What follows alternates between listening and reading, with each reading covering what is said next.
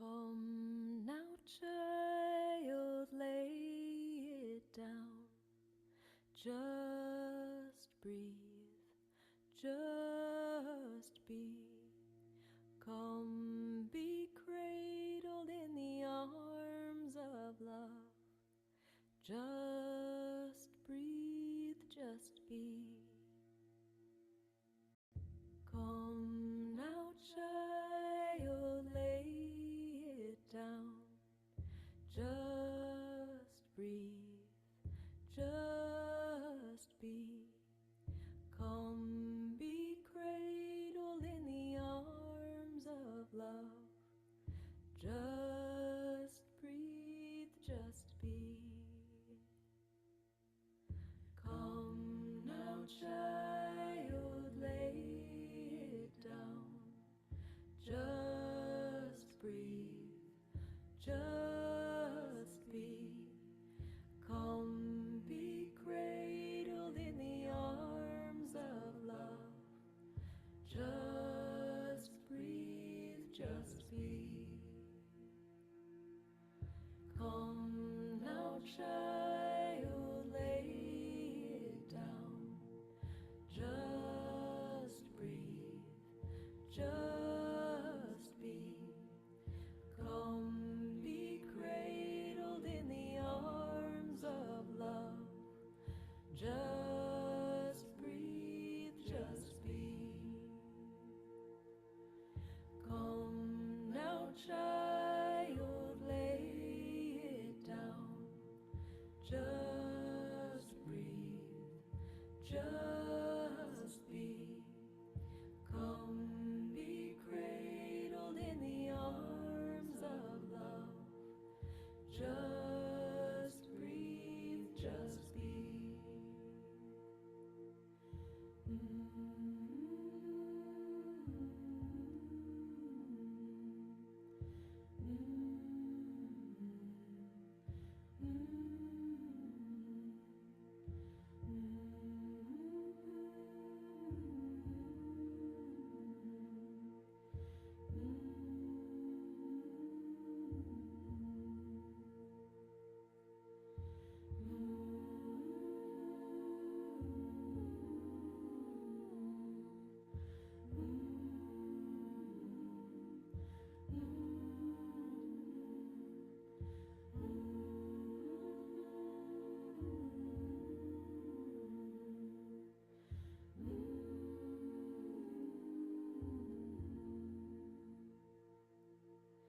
Come now, child, lay it down.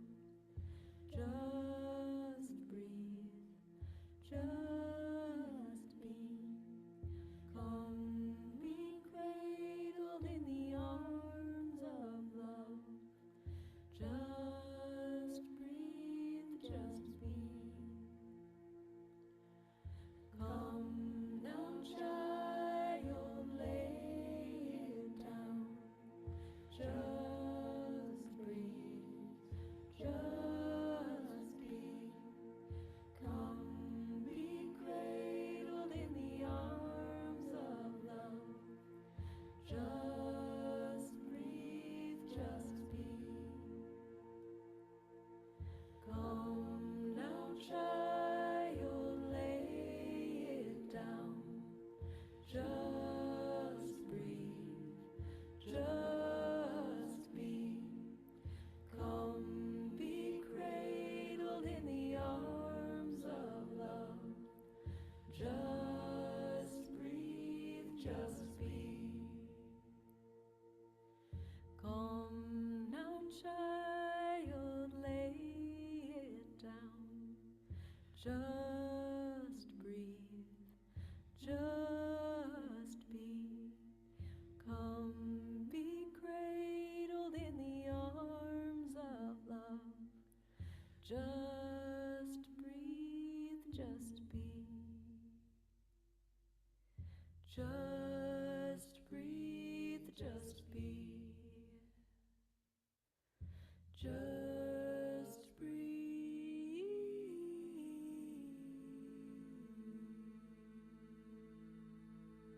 I'm alive.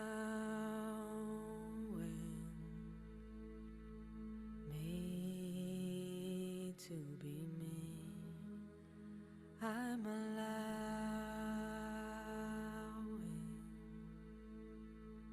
me to be free.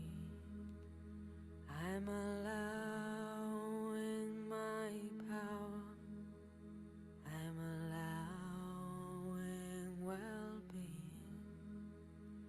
I'm allowing my path to light up before me. I'm allowing everything to just be as it comes to me.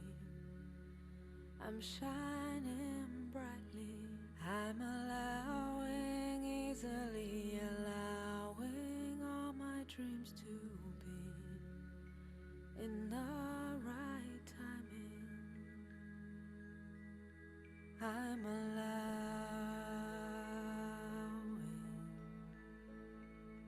me to be me.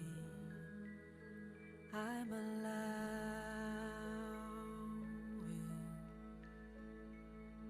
me to be free. I'm allowing my worth. I'm allowing my brilliance. I'm allowing my path to unfold now before me. I'm allowing everything to just be as it comes to me. I'm shining brightly.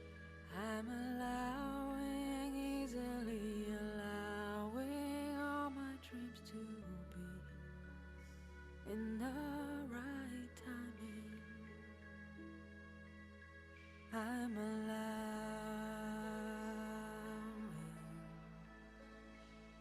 me to be me.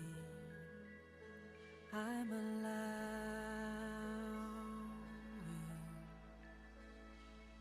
me to be free. I'm allowing my worth. I'm allowing my brilliance. I'm allowing my path to unfold now before me. I'm allowing everything to just be as it comes to me. I'm shining brightly. I'm allowing, easily allowing all my dreams to be in the right timing. I'm allowing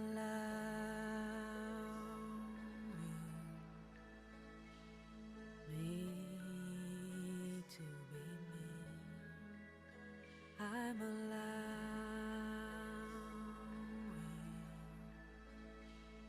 me to be free, to be me.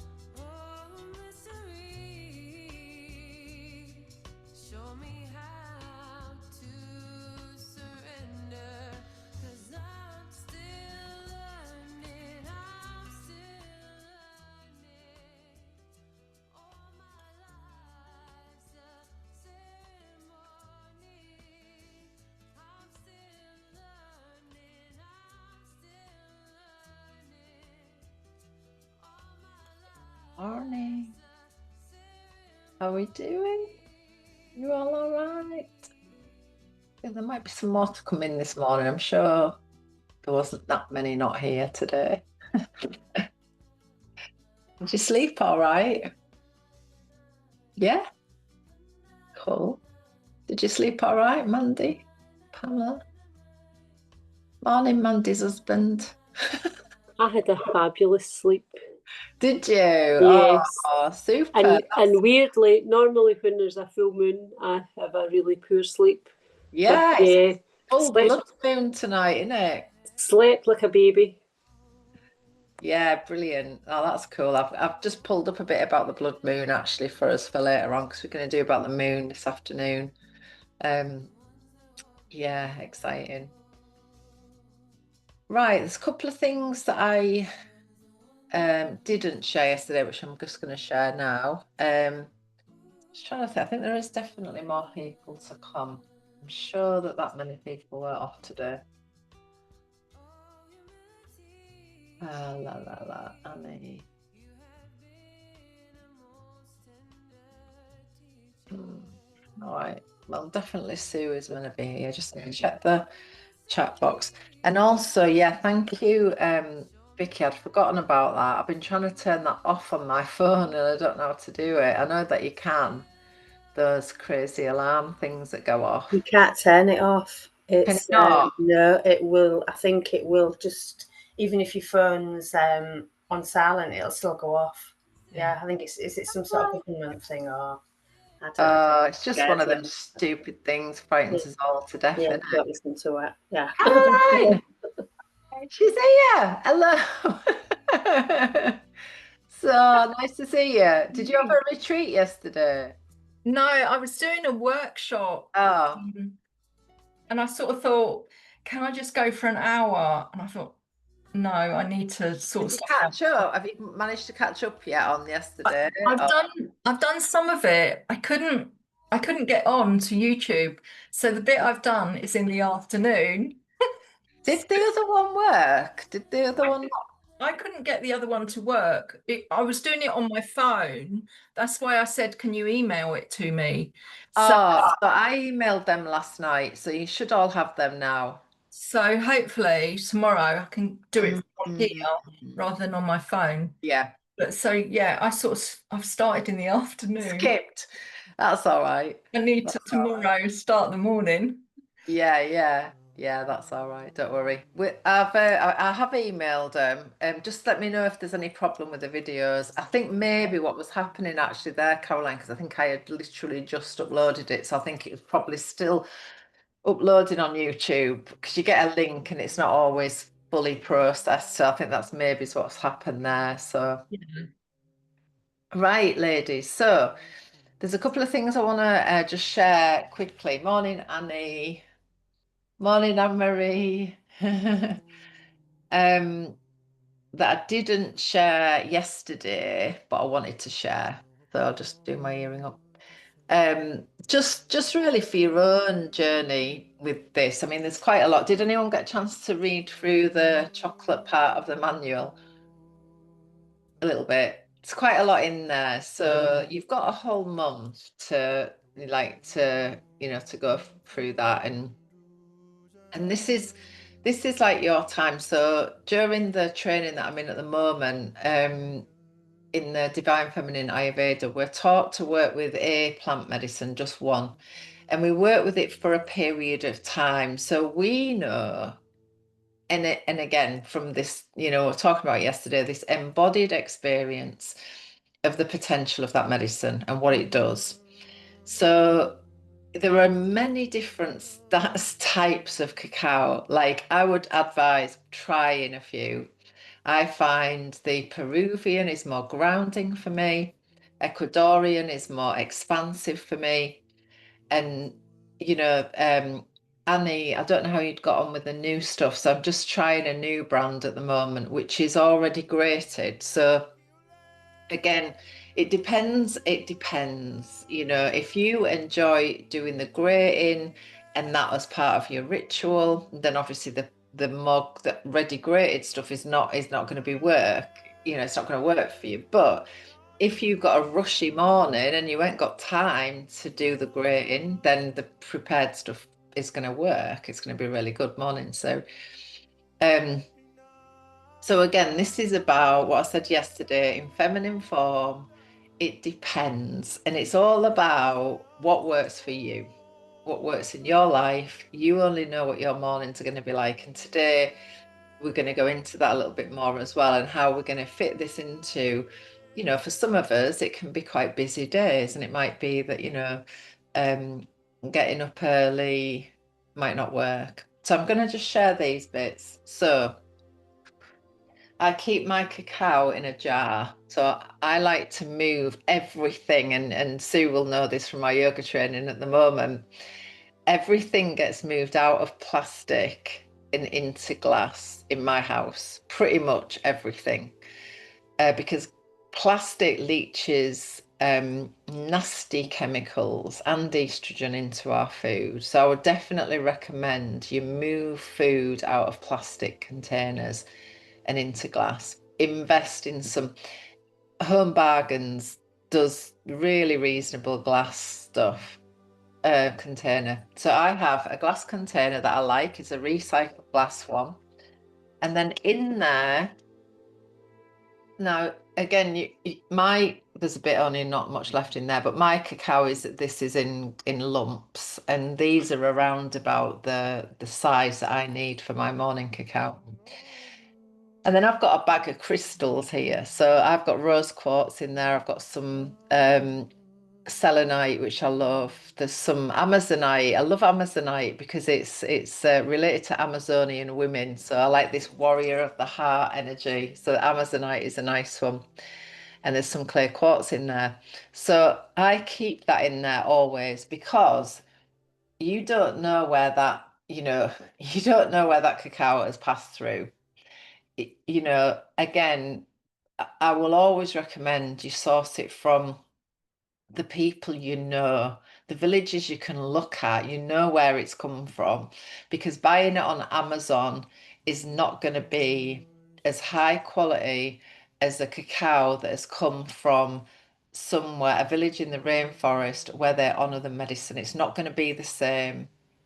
Interestingly, I've just bought some, and I don't want to diss anybody for this, but I've just bought some from Full Power Cacao, and I really didn't like it. I really didn't like the energy of it at all for me. So, you know, I like to be able to source from suppliers who are, the people are getting the money. You know, they're getting paid for what they're creating there, because, you know, it's like any business. There is, you know, the world is corrupt. As much as we might like to think otherwise, the world is corrupt. And anywhere that people can make money, they will. So just be really careful. Do your research, you know where your medicine's coming from, that it's coming from as best, as clear, as clean, as heart-based as you can find it.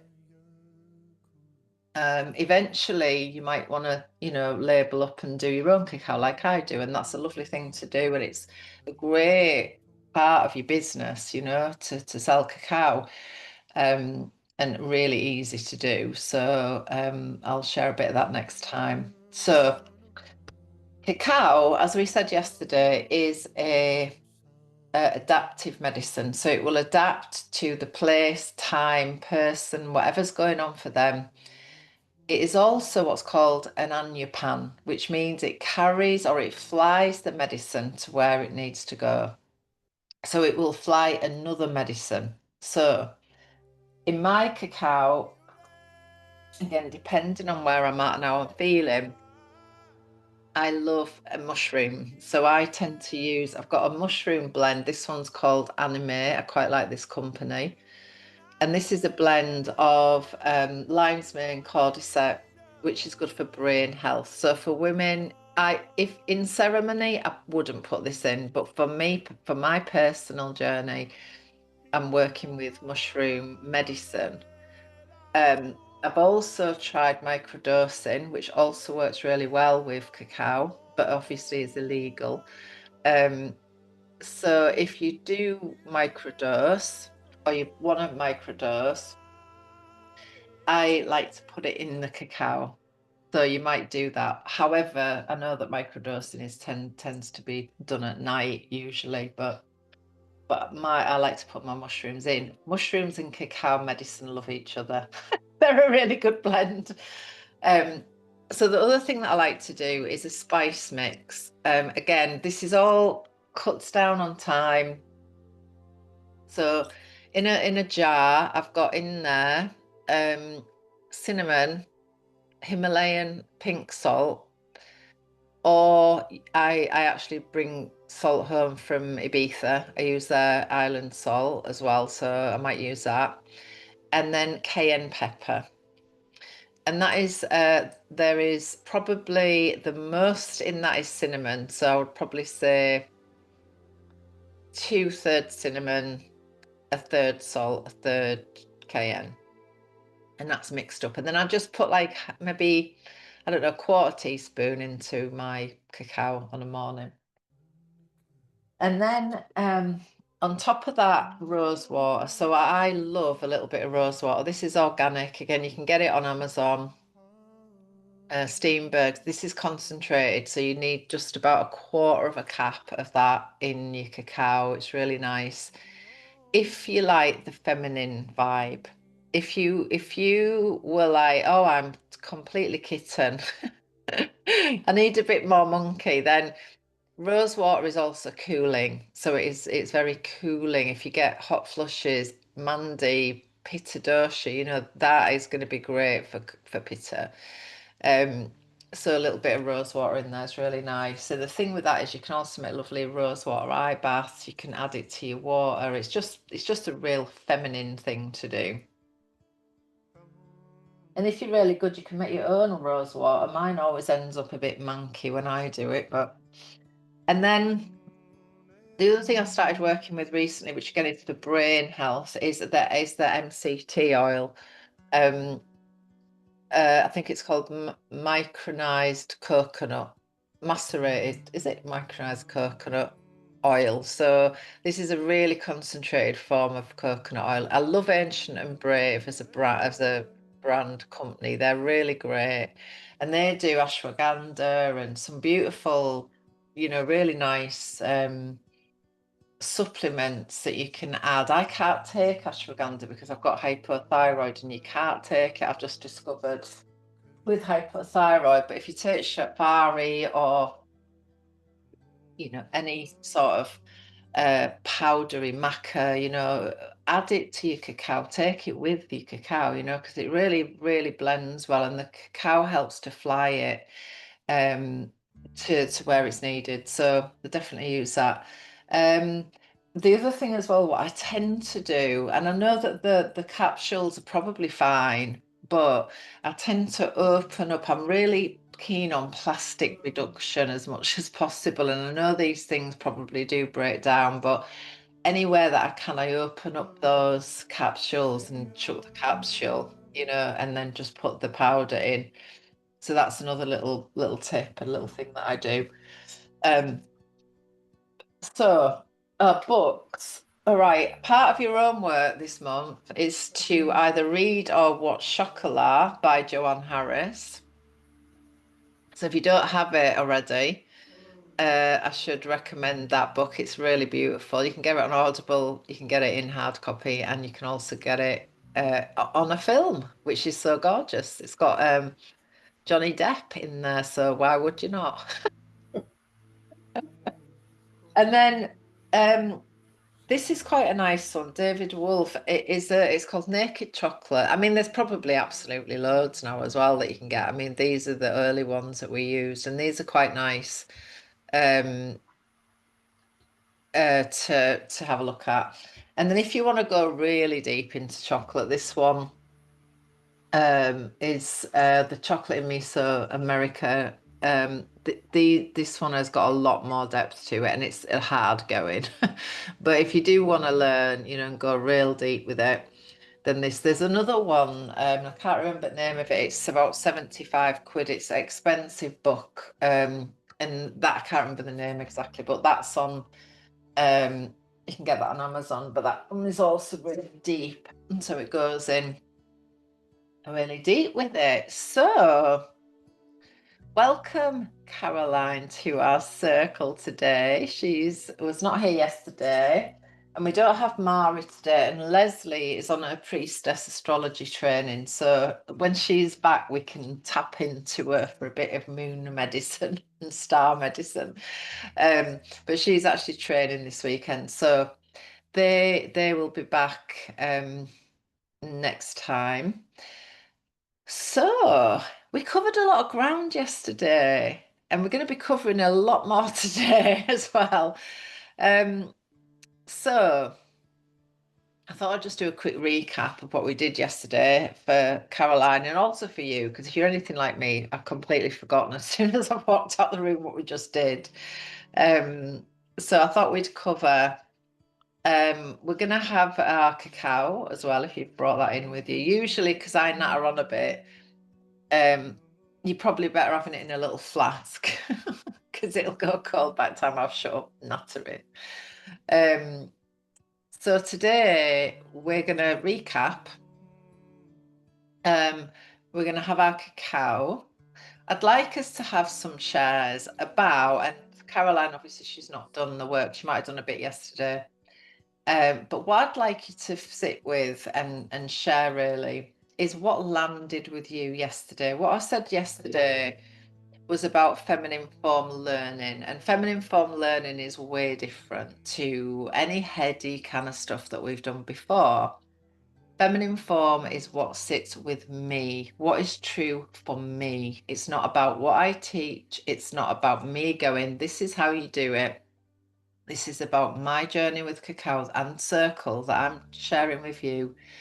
Your journey will be different. It has to be different because you are different to me. Your experiences, your lives, everything about you is not like me, and neither should it be because we are all individual. And so it's the same on my yoga trainings is I'll teach you everything that I have learned over 25 years of doing this work, but you create your own thing because this is not about me. We don't need more circle holders doing the same thing. We don't need more yoga teachers doing the same thing. We want to be individual. We want to be different. And this is where we're going to layer in some of the teachings of Ayurveda. So we're going to learn about something called Smarana and Svastha today, which is this sacred remembering and to be situated in who I am. These are so powerful, such powerful lessons to embody that it will change your life. It will change your life. We're also going to be looking at Ojas and Rasa, which are these beautiful kind of tissues, actually part of the tissue system of the body. But if we nourish Rasa, the first tissue, the lymphatic system, the fluids in the body, the juiciness of life, we nourish every single layer right down to the core of our bones. And so these are what I'm realizing through my training is that if we nourish ourselves in this beautiful way, then health is ours. We are seated and situated in wellness, in well-being. And then from that place, we can hold space for anybody, which is what I said yesterday. So we're going to be covering that. I want to also cover the moon energies and archetypes, because you're going to be living with this for the month ahead. If you haven't got this already, some of you will have it, some of you won't. This is my wisdom wheel. You can download that on my website. That is free, like a free download. So that'll give you everything really that we're going to cover today. So we're going to be talking about the moon and the importance of that. And then we're going to be doing a little bit of journaling.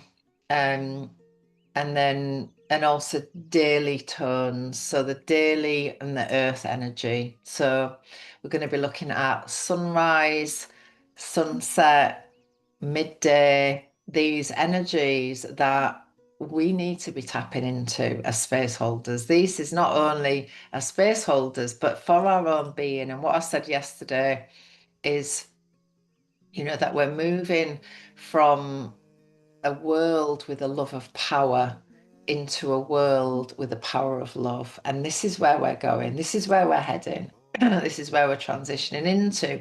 And we can see the whole world collapsing at the moment. Everything is going really, really weird out there.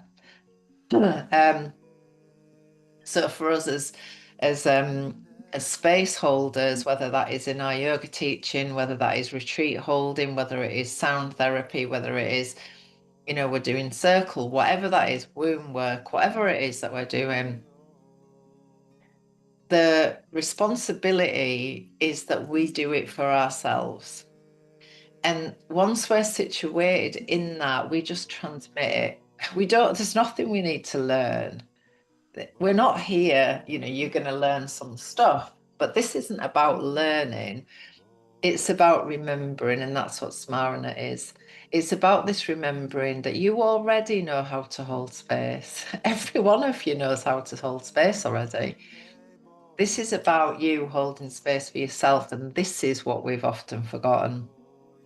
So we're going to go into, I talked yesterday about the oral tradition being a live transmission and a written transmission, which is your manual, which is frozen in time. This was written in a time of COVID, and when I was holding space at that time. So there is a lot of information in there that's going to be really, really useful for you.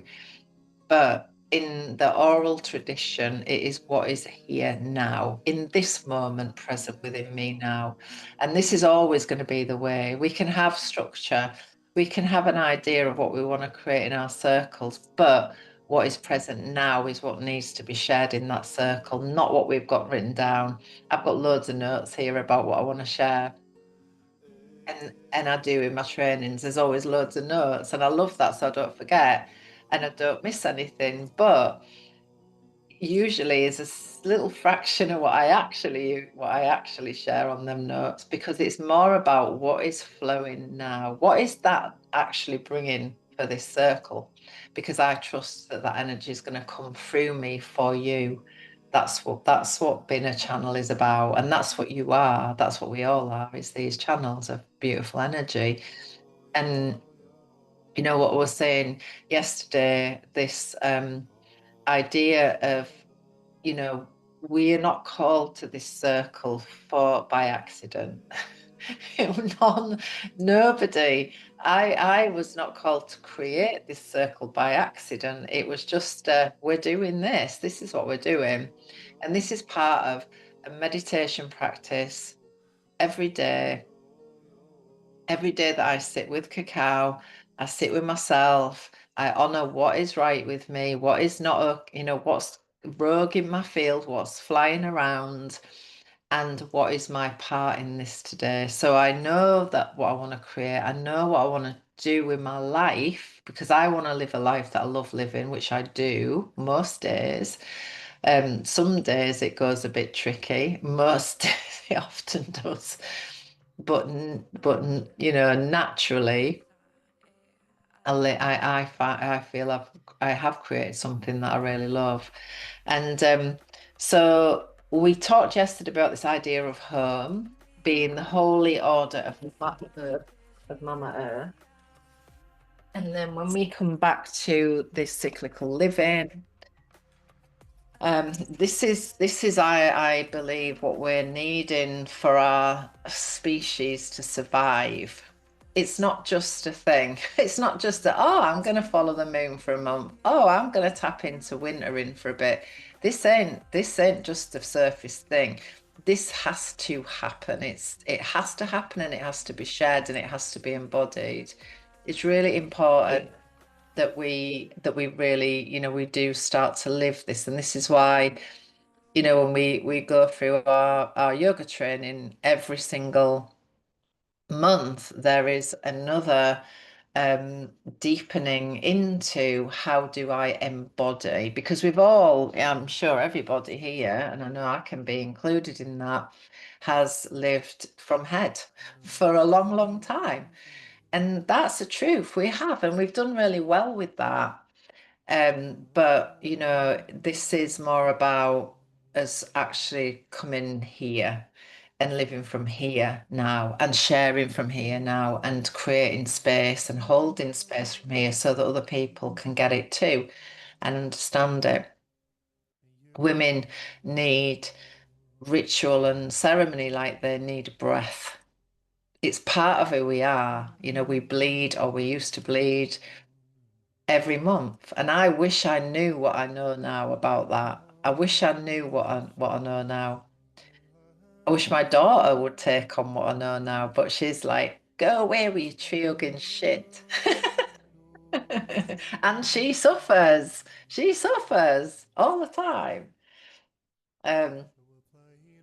So we talked about the cross and how the cross represents the masculine feminine.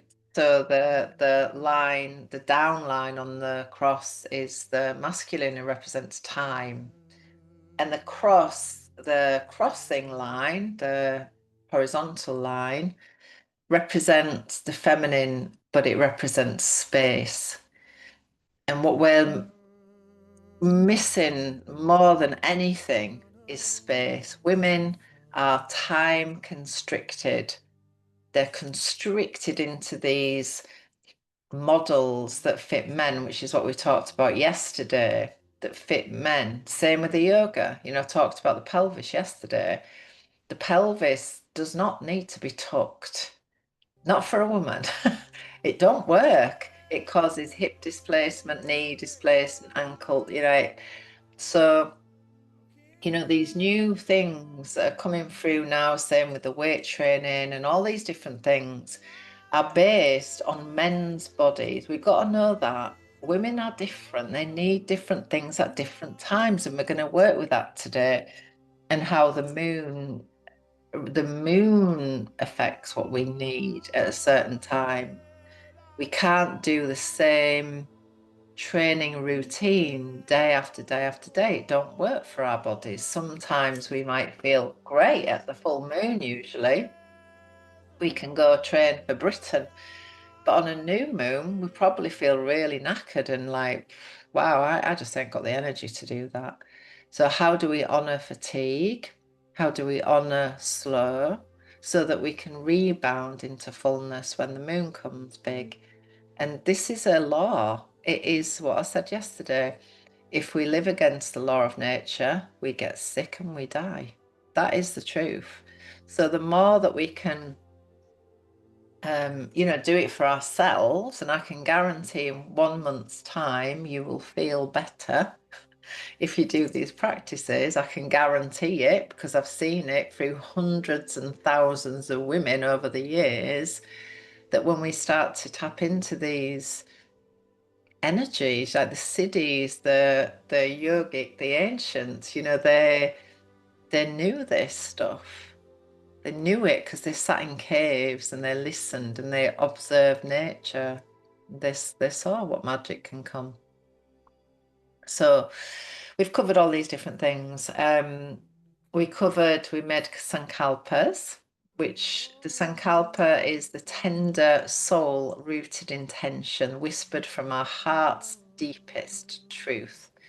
This idea of our eyes in. So there's nothing outside of ourselves that is going to teach us who we are.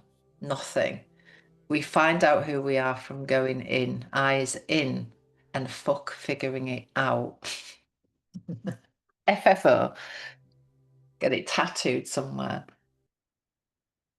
So these are some of the things that we covered yesterday. We covered the kitten and the monkey analogy, which is how the monkey clings to his mama, and there's this idea of clinging to outcomes, clinging to ways of being, and we need a bit of that sometimes.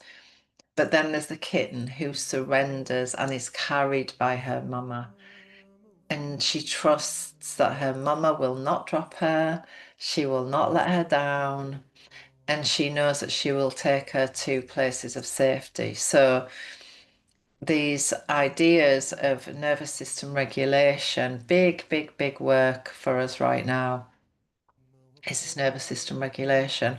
And so we've got all of these different things that we shared yesterday. And so I want you to reflect a little bit on what was shared yesterday as we have our cacao today. And as we do that, also what landed for you? What landed for you? What is something now that you think, oh God, I need to take that into my life? I know that is meant for me. So just one thing, and never overwhelm, like, because there's one thing as humans that we do is, right, I'm going to do all the things, especially if you've had to, I'm going to do all the things, and then I'm not going to do any of them because I'm just so overwhelmed, can't do it. So what I would say is one thing, and then we will layer upon that one thing. So once we've got that dialed in and it's becoming a daily habit, then we can then layer on another thing. You might have time to do all the things, and that's great.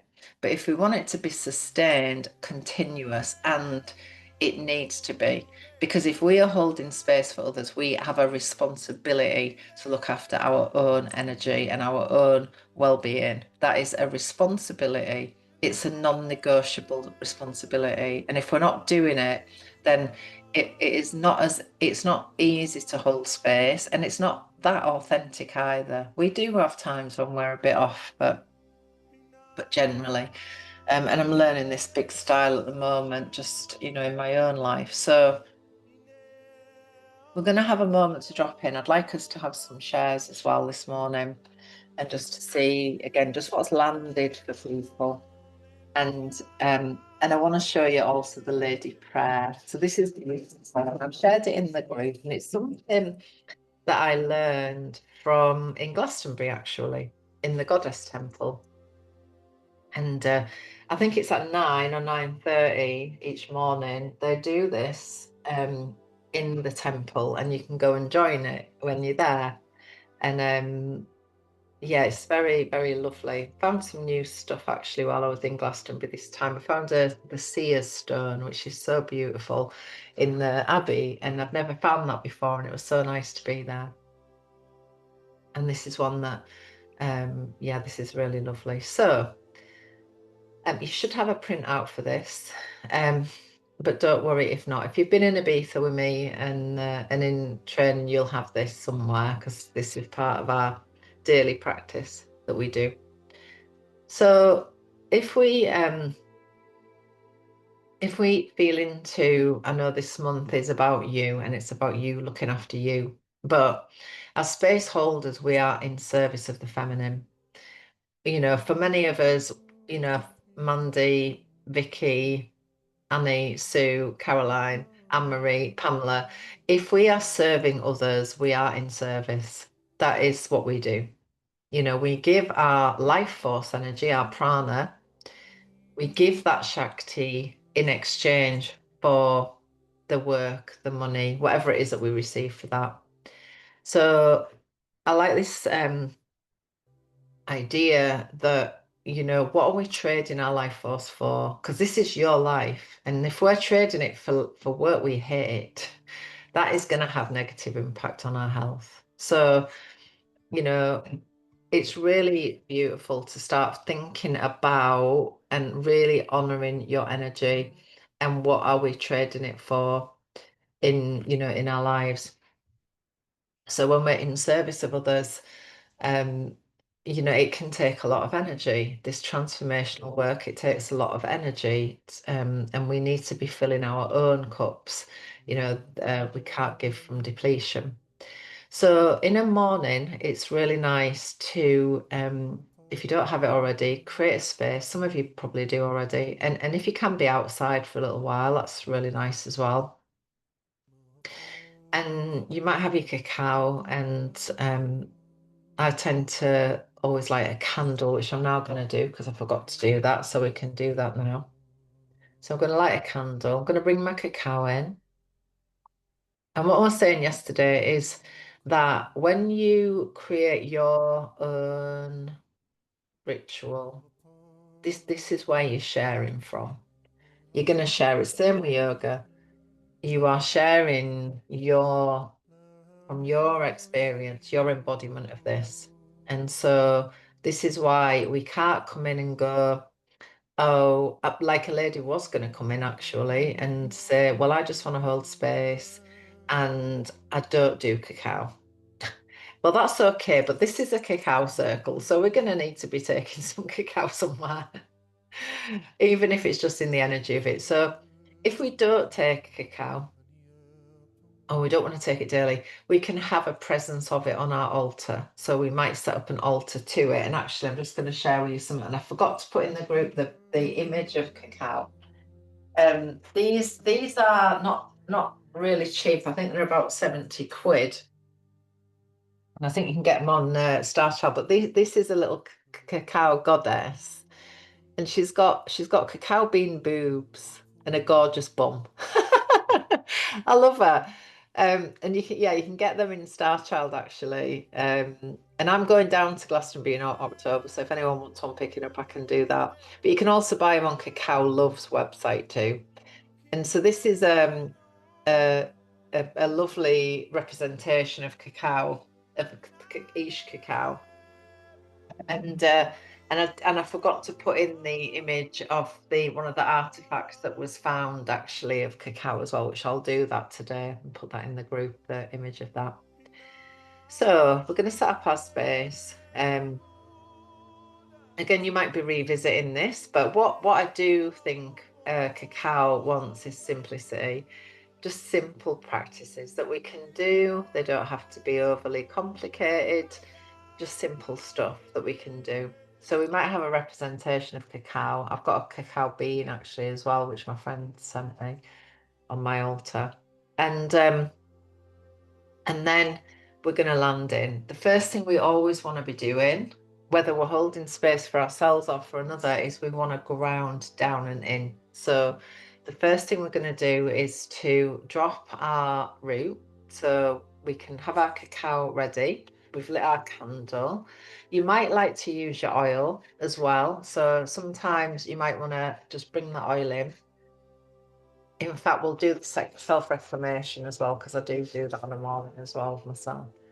So let's bring in the self-reclamation as well. So bring your oil in. We're going to settle down and in.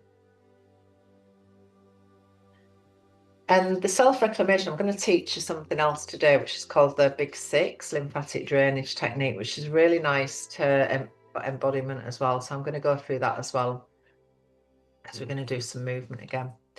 So just connecting to your body, your neck is going to be one of the lovely places to connect to, because your neck is all like nervous system related, and for many women it's often tight is the neck, so it's quite nice just to connect into your neck first, and maybe your face as well. And then we're going to go across the collarbones. I'm going to show you how to do this in a proper technique after.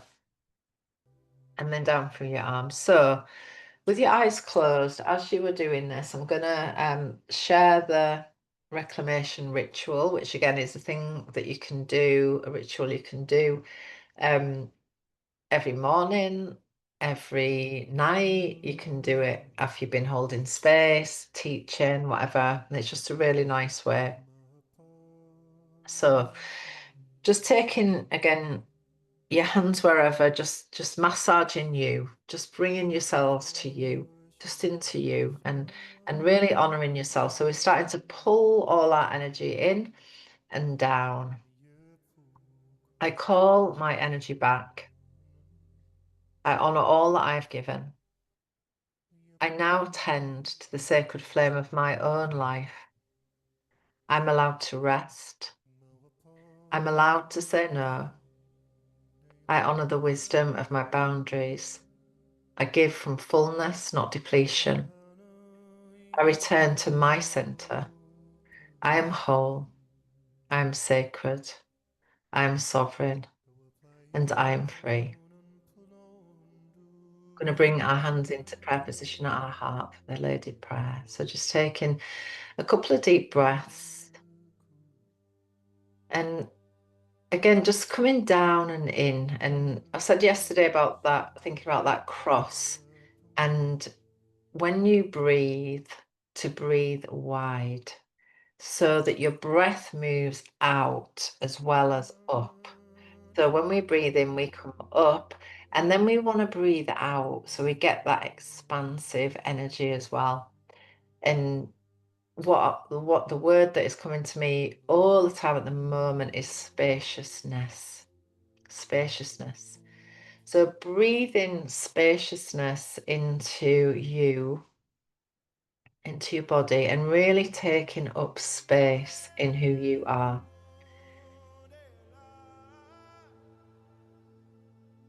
And just taking a few breaths there.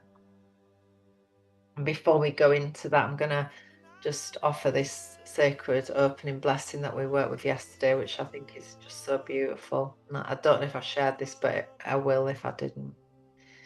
I call myself home, to my body, my breath, my essence, to the river that runs beneath the noise, to the sweet, sacred nectar of life that flows within me.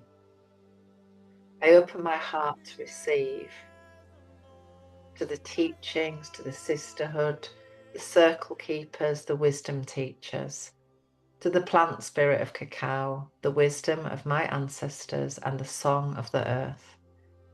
I remember who I am, a sacred space holder, a tender bridge between worlds, a woman reclaiming her place in the circle. I walk this path with grace, with courage, and with devotion. And so it is, and so it is, and so it is. Just taking a big breath again, just breathe wide. And then releasing that breath through the mouth.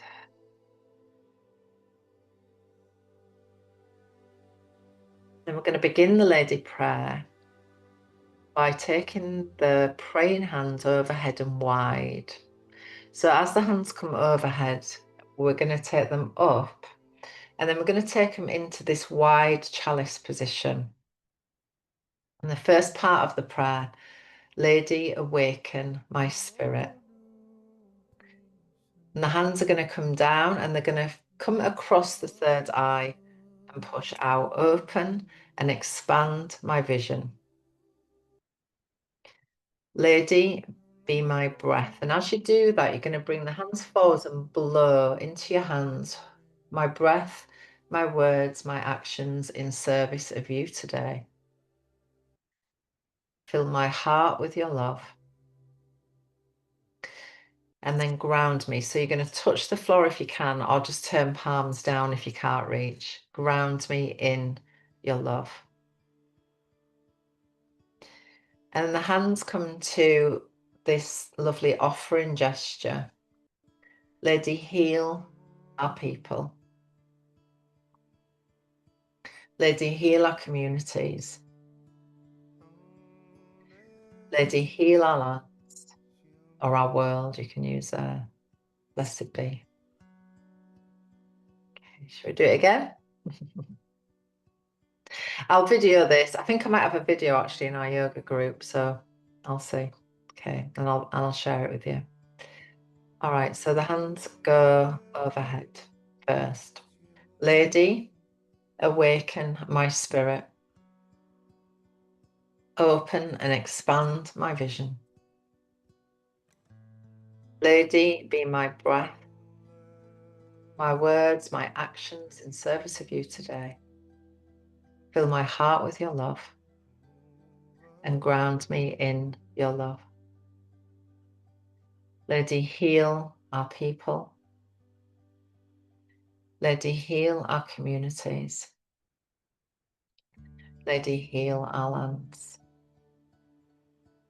Hands come in prayer. Blessed be. Beautiful. All right, so we're going to bring our cacao in now, and I tend to start my practice that way. The reclamation, the blessing, and then the prayer. It don't take long. It doesn't need to take long at all. And I'll share that blessing as well. I don't think I have already. So it's quite nice to offer a prayer, and I've sent you a blessing that you can use. It's quite a long blessing. But you can, there's loads, you can make your own. In fact, that would be something I would probably set for your homework, is that you just make your own cacao blessing for you. It's always nice to honor the journey of the medicine, because we talked about yesterday the gratitude that we get to work with this medicine. Like, you know, it's so amazing that we get to work with this medicine. The people who we will never see their faces and the names we will never know, but we thank them. Those people that pick the pods, that ferment, that dry, that grind, you know, all them people that come in contact with this medicine, we thank them. So just taking your cacao into your hands, and we did the analeptic tasting yesterday, which again you can go back to and do that again. It's on the video. But I'm going to offer this cacao blessing, and we're going to be learning about Rasa and Ojas today, and this is set in with that as a guide, really, because I believe that cacao is a medicine for Ojas and for Rasa, the juiciness of life, and this idea of shimmer. I love the word shimmer. Shimmer, she who sources her light from within. It is the most beautiful word to live by. Illumination. I love these sort of words at the moment, and yeah, so just taking a moment to close your eyes down, just be able to maybe breathe in the beautiful spirit of cacao. And again, just notice how she appears to you. She might be like bubbly and playful, and I'm sure she will be. She might be a bit kick-ass, which she definitely is for me. So just notice how she appears for you today, in this day that will never come again. You know, this is a beautiful way to start our day. Beloved cacao, sacred heart medicine, I greet you with deep gratitude. You who carries the memory of the earth, the wisdom of the forest, and the pulse of the feminine. I honour the hands that grew you, harvested you, blessed you into being. I honour the spirit of cacao tree, the keeper of tenderness, courage, and truth. With this first sip, may I receive Rasa, sacred essence of nourishment. Let her flow into my tissues, quenching the thirst of my body and soul. Let her sweetness awaken pleasure, her richness soften the edges of my day. Let every drop remind me that I am worthy of deep, sensual nourishment. So taking your first sip when you're ready.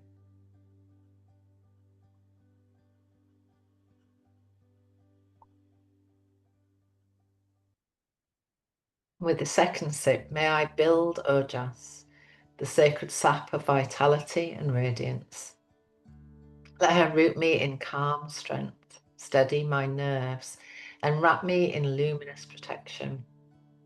May my heart grow soft yet strong, my boundaries clear yet loving. As I drink, may I come home to myself.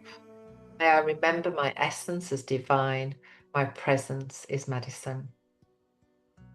And taking your second sip.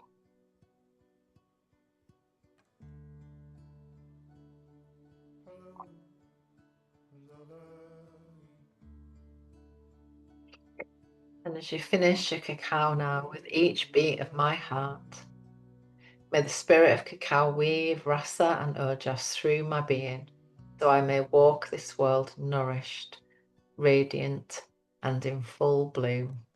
And so it is. So as you finish your cacao, be nice to just reflect on yesterday and maybe just what landed for you. What was your medicine yesterday? What medicine did you glean from the sessions? What do you know that your body needs? You know, there's no judgment here. What do you know that you need right now? What do you know that you need? You know, your body needs. What is she craving? And then we can start to put that into, you know, a beautiful practice. And later on, when we've got a bit of, hopefully we've got a bit of time, I'm going to put you in little Zoom rooms together to craft something, you know, just for you. I mean, we do all this stuff for everyone else, you know. And so we become we become the special ones. And that's so hard to receive sometimes, isn't it? So we talked also yesterday about ritual and ceremony. And I want to share this. And this is from the manual, I think. Yeah, I think it is.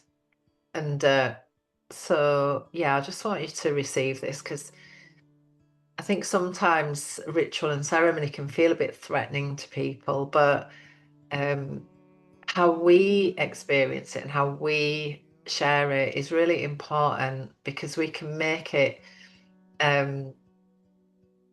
like it's a remembering. It's not something we need to learn. It is a remembering. You know, cleaning the house is a ritual. You know, it always feels better when you do it. Cleaning out your wardrobe is a ritual. You know, you might do it a couple of times a year when it gets to winter or spring. So, you know, walking the dog is a ritual. It's something that we do outside, and we get out in nature, and you know, sometimes we might look at the stars and the moon. And you know, I remember way before I started doing yoga and stuff, I used to look at the sky and think, this cannot be all it is. With all of that above and around me, how can this just be it? It can't be. It just can't be. It's impossible. And so when we become curious, and this is what feminine form is, it's curiosity. It's not about doing things like because somebody said I should. It's about you being curious about you, and you know what you like and what you love. And this is the tradition. This is a tradition that we're moving into as we move in feminine form. So I'm going to just share this, and then we'll have a few shares.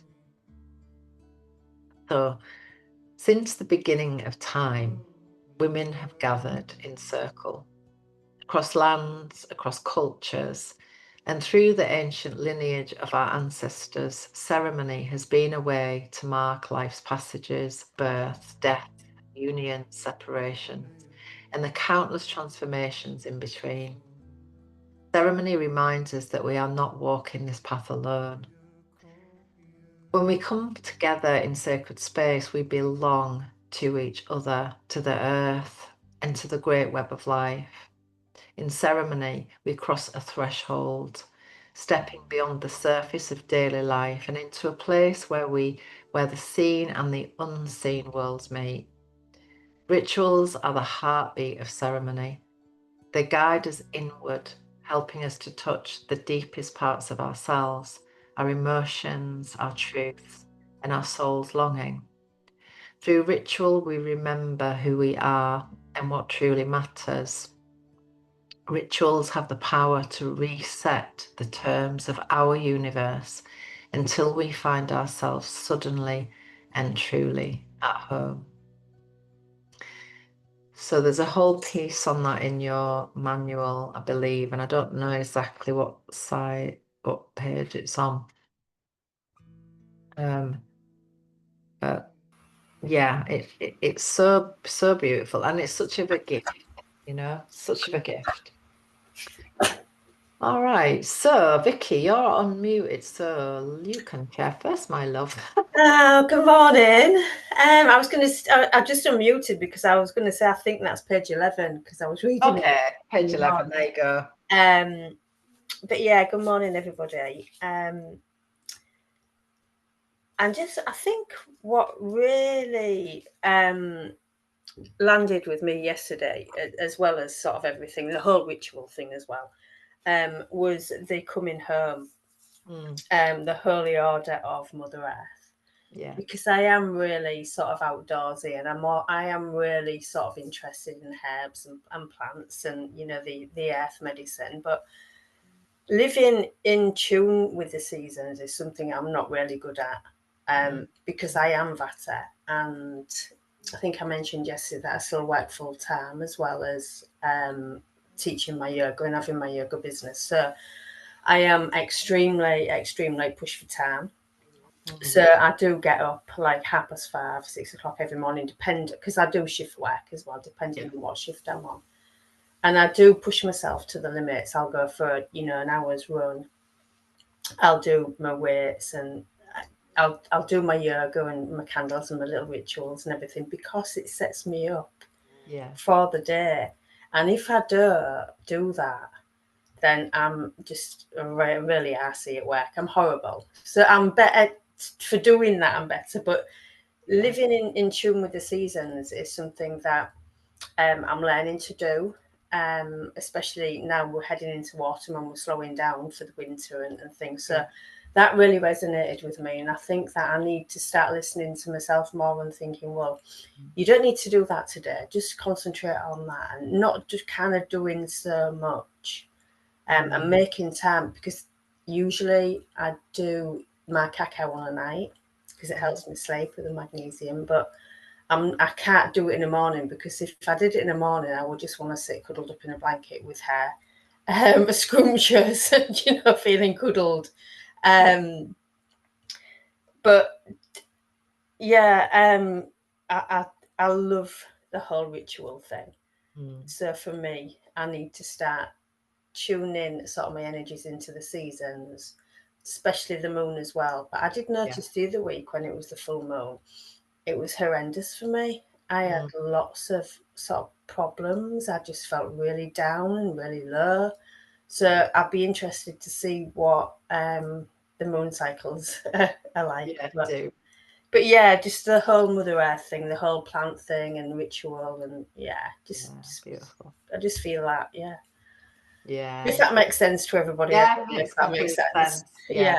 Yeah. And there's always a revisit, like we can think, oh yeah, I know all that stuff, but then I find it really interesting. I mean, I've been doing Ayurveda for years, but I've just entered into a new, like, middle of a 600-hour training at the moment. Oh, wow. And it's like, wow, all this new, like, just revisiting with somebody else's different take on things. It blows it out. It's like, wow, that's amazing. And this is all new. And that's it. So we come back to it in a different way as a different person as well, and more reverence and stuff. And it's just life changing. So I think share that.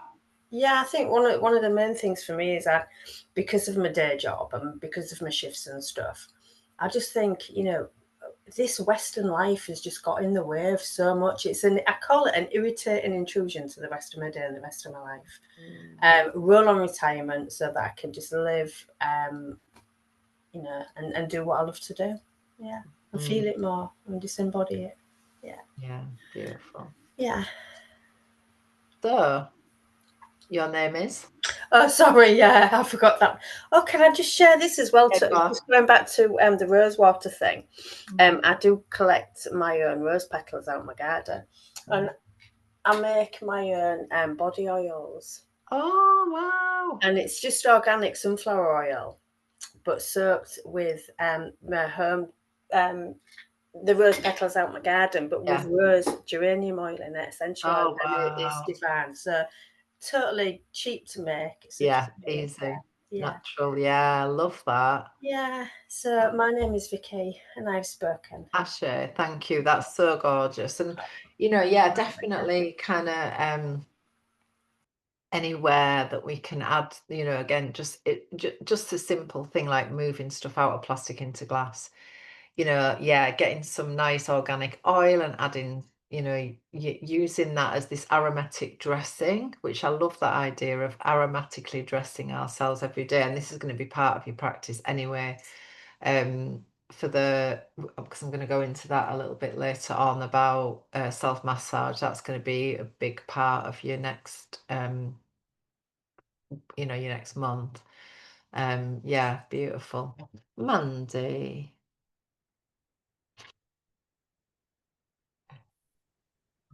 Good morning, everybody. Morning. Yeah, so I get a bit confused sometimes about what the questions really are. So I feel like what you're saying is what most resonated with me that whole day. Right, yeah. Okay. Well, that was really easy. That was so easy for me. And that was like thinking, shit, I am a 99% monkey all of the time. I was like, oh my God. And all these people are saying that they've got 40% kitten or more. And I'm like, oh God, there's no kitten here. So this is something that I'm really trying hard to work on. And I do feel that when I do take in cacao properly, and as it goes down and into my body, it definitely does soften me for those moments and kind of helps me to kind of let go. And I often feel that if I could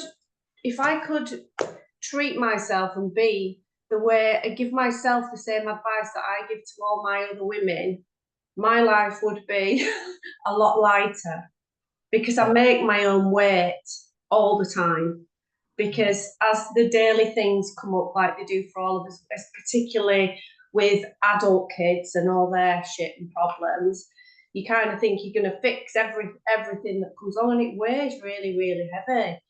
And my mission in life is to actually get to the point where I can feel the freedom that I want to feel. And I don't mean freedom as in run away, pack my bags and all that, just like not to have this monkey feeling all the time of clinging on. Yeah. And that was the biggest. There were so many things I took yesterday. I've got millions of notes, but that was really eyes in. You are a monkey, and you need to like really try to address this in a big way. So that was what I took from yesterday mainly. So I am Mandy, and I'm spoken. Ashe, thank you. Yeah, that's beautiful. And we need a bit of monkey, but we don't need to be 99% of that. We got to be a bit of kitten. What I would say with that, just say to that as well, is when you do your sit on a morning, because you pitta, this is your nature. So again, we don't demonize, because this is your nature. The nature of pitta is it is pushy pitta. That's the energy of it. But what we need to look at is how we can sit back down and in more. So when you sit in the morning, one thing I started doing to start easing my pitta is that when I'm sitting, I just notice I push forward when I'm sitting, and I've started going, I'm just going to lean back. So again, you physically start saying to our nervous system, I'm going to lean back because I trust that I'm going to be held. Because a lot of that is you don't trust you're going to be held like the kitten, you know? And so just doing that, just that subtle practice of leaning back can really, really, um, help with that as well. So again, it's your nature. That's your nature. And so, again, with the Vattas, the Vata nature is to do all the things and get overwhelmed. That's the Vata nature. Kapha nature is I'm going to just sit here forever and not move. And I'm going to get depressed and stagnant. That's the nature. That's the nature. So when we start to know our natures, then we can start to work with that. And in Ayurveda, it's always going to be the opposite of that. So obviously, if we're Vata, and we do all the things, we want to actually be slowing down and doing less things. Otherwise, we just dry out and burn out, and that's what we do. Same with Pitta. We end up inflamed, that anger rises. We can't control everything, and everything gets this, and we're impatient and rah, rah, rah. And Kapha's like, oh, can't be asked, not going to bother, can't be asked. I'm just going to sit here and stay in bed. You know what I mean? It's so again, not demonizing any of it, but when we start to know our nature, those that don't want to get up in the morning, the caffeine's probably got hold of it, and so maybe just getting up that bit earlier is going to actually help shift that caffeine. Pitta probably needs to rest more. Vata definitely needs to rest more. Vata can go 10 hours sleep, no problem. That is going to soothe Vata. Pitta is going to need cooling. They need cool, a bit slower again, those slower practices. So, yeah, giving ourselves, time and making sure we've got plenty of time to get where we need to be and, giving ourselves that time to cool and calm ourselves in the morning and ground that fire because the fire is amazing. But when it's trying to control everybody's stuff, then it's hard work. It's tiring. It's just exhausting. So yeah, get in the canoe, start paddling. Yeah, I'd agree. It's a really exhausting place to be. Really hard. Yeah. It's really hard, but I'm so it though. I am literally it. And Great. and even when I sort of plan the time and I give myself a space and I'm starting to understand what I need to do, Yeah. I feel like I get invaded, but I need to stop allowing these things to invade that time and space. And that's That boundary. boundary in place and not answer the call. I know it's not a 999 call. I Yeah. don't need to deal with it immediately. I need to just Yeah, tend to my absolutely. own little garden first and then move on to that when I've cooled myself off. Yeah, absolutely. Because it's going to take your energy out as soon as you get on that call. I know it. I know it from myself. I spoke to my daughter last night, and she straight away just pulls me out like that. Yeah. Biggest teachers. Buddy used to say, "You think you're enlightened? Spend a week with your family." It's the truth. It's the truth. Uh, they are our teachers, though. I am doing work at the moment with a therapist for my relationship with my daughter because it is not healthy. It's codependent. It's not healthy. And I can't do that work myself. So I'm going to get support on that because it affects me every time I speak to it. It affects my nervous system. And, for the first time in my life, I'm having therapy and it's amazing the insight that I'm getting from that and why I'm do what I do with my daughter and why that affects me like it does. And I would suggest that for anybody who is, and I can recommend an amazing woman that I'm working with at the moment that, teaches us more about ourselves. Because the thing is, as space holders, if you're a person who wants to control and micromanage, then obviously when you then come to hold space and you can see everyone going out and they're doing this and they're doing that and they should be doing this and they should be doing that, your energy is going to get involved in that mix and your energy can't get involved in that mix when you're holding space. So we got to know ourselves and know our nature, and that's what this month is all about. So we can then know in a circle situation, what is my stuff? I know myself. and what is theirs, and that is not mine. That is not my energy. It's not my problem. It's not my stuff. This is exactly what I'm trying to work on, this karmic loop with my daughter at the moment. Not my monkeys, not my circus. And you know, that's the truth of it, because we can't take away people's learning. We can't take that away from them. My mum was an enabler, and she kept me in an abusive marriage. Well, she didn't, but because she enabled it for 18 years, she made it easy to stay, you know, because she always picked up the pieces. So, you know, shutting the door and going, no, you deal with it, would have stopped, you know, I would have been out of there a lot quicker than I was, that's for sure. But then, you know, I had to learn my own stuff, and you know, that's it. We do we do enable as mothers for sure. We can enable, you know, don't always enable, but certainly it's not of help. And you know what I was saying yesterday is rescuing and fixing is disempowerment. We take away the ability to spread wings, you know, the butterfly story. You've heard me say it before, that you know, the little boy that finds the chrysalis and tends it and cares for it, and when their wings start growing, he gives the chrysalis a little help, and he cuts it so the butterfly flops out and dies. And he says to his mum, like, what happened? You know, I've looked and cared for this chrysalis all this time, and now, you know, I've just helped it along a bit, and it just died. And she said, because it needed the struggle to grow its wings. It's so powerful, is that story? You know, it's so powerful. And we can all learn from it, and we can all jump into fixing and rescuing. And I do it too. I do it all the time with my kids. I don't tend to do it so much with people that I work with, but I definitely do it in that family dynamic. So interesting to have a look at it, yeah. And it's a pattern. It's something we learned. I learned it from my mum, who learned it from her mum. You know, it's come down the line. So beautiful. Thank you, my love. Caroline is next. So I know Caroline does their work already. Hi, I'm Caroline.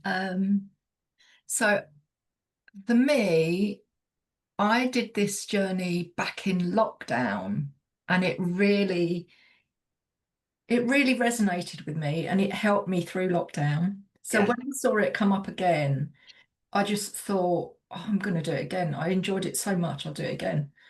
And since lockdown, I've done a morning ritual, but I haven't always included cacao.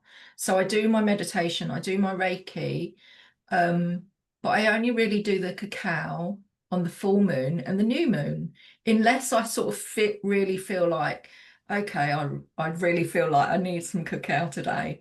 But otherwise, I tend to not use it. And I think through the summer, I find cacao quite heavy. So that's why I don't have it in the summer. But from doing it before, I found cacao tea. Somebody recommended it to me, Yeah. but I've never found it again since then. I had it from somebody else, but I can't find where to get it from. So yeah, so I do use herbal teas, but doing the cacao this morning, I felt like I was coming home, and that's what came to me, coming home. Nice. But just before I started, I'd done my meditation and I'd picked my cards, and I'm going to share my cards with you because it really, I ended up picking two. I usually only pick one, but I got God of the Underworld, something which no longer serves you is about to end. Amazing. Wow. And the other one was Angel of New Life, an exciting new chapter in your life is about to unfold. And I thought they actually balance each other. Yeah. And that's why I just wanted to share it, because I thought, God, that's really surreal. And I do feel like things are changing for me. There is stuff that's just naturally dropped away. I'm a yoga teacher. So there is stuff that's just naturally dropped away. and I can visualize other things coming through.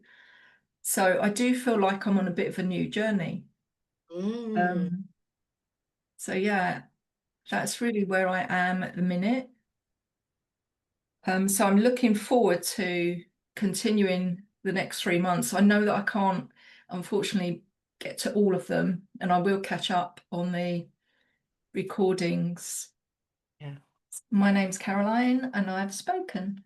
Great, thank you, beautiful Caroline. Yeah, absolutely. So the recordings will be there for life as well, so you can go back to them whenever, forever. So you'll always have them.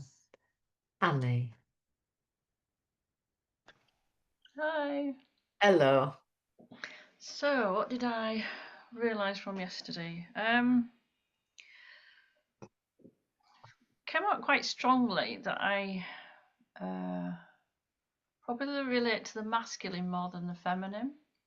How I order my life, how I constantly do. I came up as 95 monkey.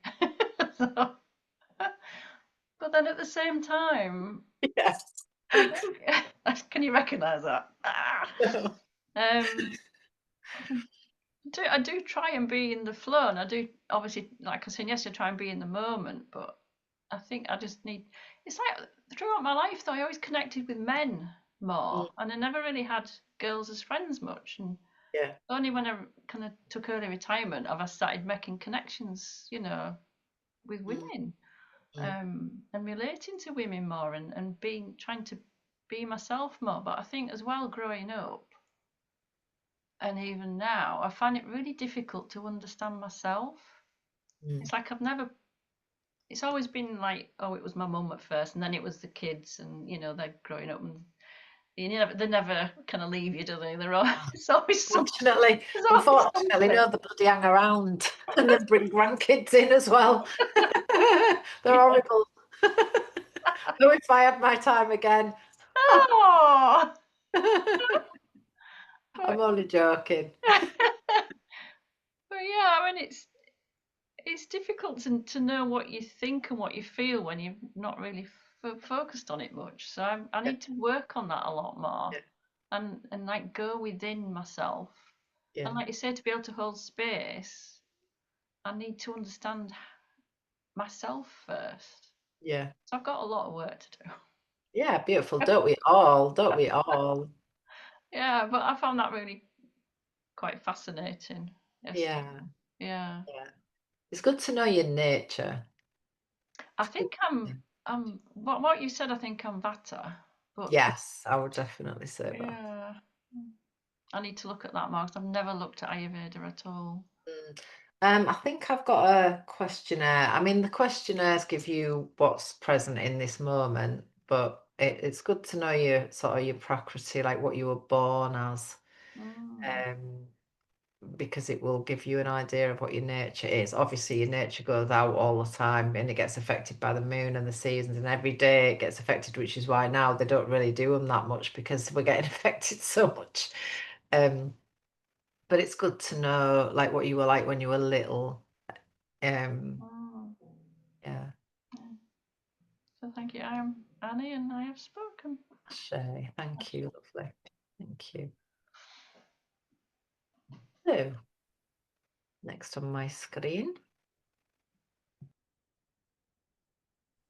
Morning, everybody. Can you hear me okay? Yeah. Really enjoying listening to everybody's shares and just thinking. Something you said yesterday really resonated with me.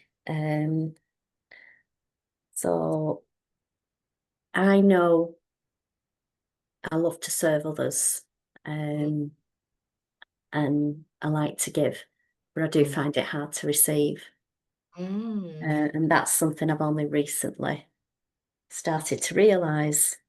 Yeah. I think it was something you said to me after the road trip from hell coming back from Glastonbury. Made me realise, yeah, that is me. I don't like putting anybody out. I don't want to be a burden to anybody.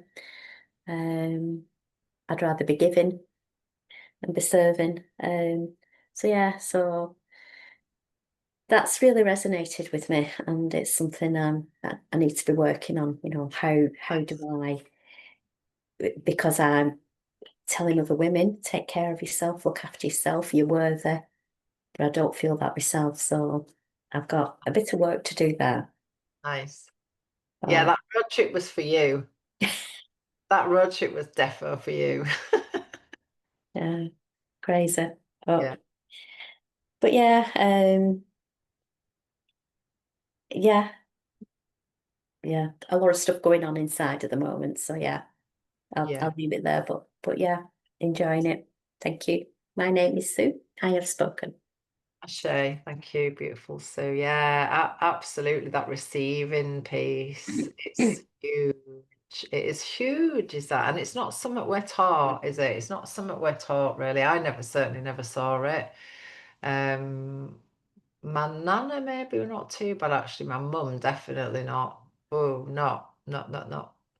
And although she did look after herself though to a degree, but she also worked herself into ground. But yeah, it's not something, it's seen as selfish.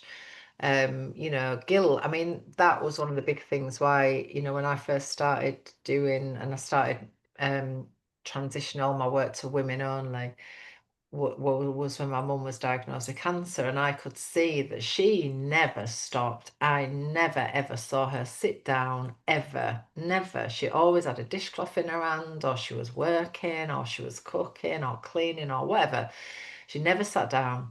And I can remember she had a hysterectomy when she was 36. So she was getting, stuff when she was quite young. And my granddad saying, well, it's bloody lovely to see you sat down without a dishcloth in your hand. And that was the truth of what she was like, to be ill, so ill and that was the only time when she would stop. And and he said that. So yeah, it's really interesting, and that was really part of my work, was I wanted to create spaces that gave women permission to relax, because for some reason, somewhere across the line of time and space, women feel guilty for relaxing, for resting, and so we don't allow ourselves to do it because it's seen as lazy. That needs to change, because that is not a truth. Because actually, even when, and I still do it, even when we're relaxing, we're not relaxed because we feel lazy. Oh, I should be doing something else. Oh, I feel guilty. I should, so that's definitely something I would be looking at as well, because I'm looking at it as well. So, I'm going through that too at the moment. So I'm definitely, deserving. We deserve it. We deserve to relax. And next month, we're going to be looking at the Queen and the Empress archetypes, actually, and seeing how they show up for us as well, which will be really helpful, I think, in this. So beautiful. Okay, what's that? Is that a note? Pamela. My husband has just come back home and he's in the dining room where he's listening. Okay, that's all right. Don't worry. He might learn something. Anne-Marie. Yeah, hi everyone. What really came over for me the most was that I definitely need to look after myself more in order to be able to help others more. And while everybody's been talking this morning, the English word driven came through. So I think I'm driven. Yeah, Whatever I do, I'm driven. So when I was working full time, I was driven with the job, and now I'm doing a completely different kind of work, which I love. I really love it, and it doesn't feel like work, but I'm still driven. Yeah. Yeah. So I've got this, my mission is to reach as many women as possible and help them. Yeah. So that came through a lot yesterday. More rest for me, more time in the garden with my roses, more yoga. I, can't seem to get it as a continuous presence. There's always something that I don't like. I don't like the yoga teacher, or I don't know. There's always something that's stopping me doing it every day. Yeah. but I was shown that this year anyway, I've had 2 inflammations of the gut. So the time has come. And yesterday you talked a lot about Ayurveda and the different kind of personalities that we are. And I really haven't looked into that very much before. So I looked it up. And can you have a combination? Yeah, you will have, yeah, you'll have all 3, but there'll Yeah. be certain ones that are dominant in you. And Yeah, so I think I'm a more of a pitter, but also this thing about movement. I've got this thing about yeah, not moving. I was going to say Vata Pitta. That yeah. Or Kapha, did you say? Kapha, the kapha came up. I think that was to do with the way I digest stuff and things like that. So Pitta. yeah, so there's this, being driven, but at the other point, I go out with the dog every day, but that's because I have to, I got myself a dog, so I'd have to go. I love him to bits now, but that's sort of the way I think. I get a dog, and then you have to go out every day. That's Pitta. That's pushy Pitta. Pushy pitta, yeah. I think I'm more listening to the others. I think that's more of what I am. Yeah, so that's really what landed for me yesterday in a big way. Also, the cacao sort of gave me a massive high yesterday. I don't know if you've. I felt really tired the whole day because the one point is, as you said, the nervous system was slowly coming down because I was, a whole day on my own. And then suddenly I got this push it was 7 o'clock here, so it was 6 o'clock there.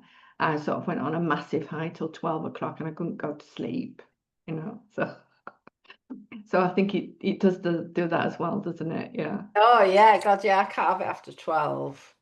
Yeah. I'll take it one for the team if I do. Yeah.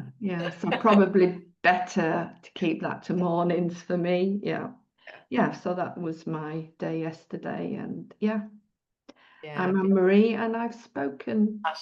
That's lovely, thank you. Gorgeous. Yeah, I mean, that is the thing, and this is what your journey is the next few weeks. It's finding because the thing is, and like I say, I do take it for the team sometimes, but if you are one who gets wired and up all night, then maybe nighttime circles with cacao are not going to work. Maybe you want to do morning circles.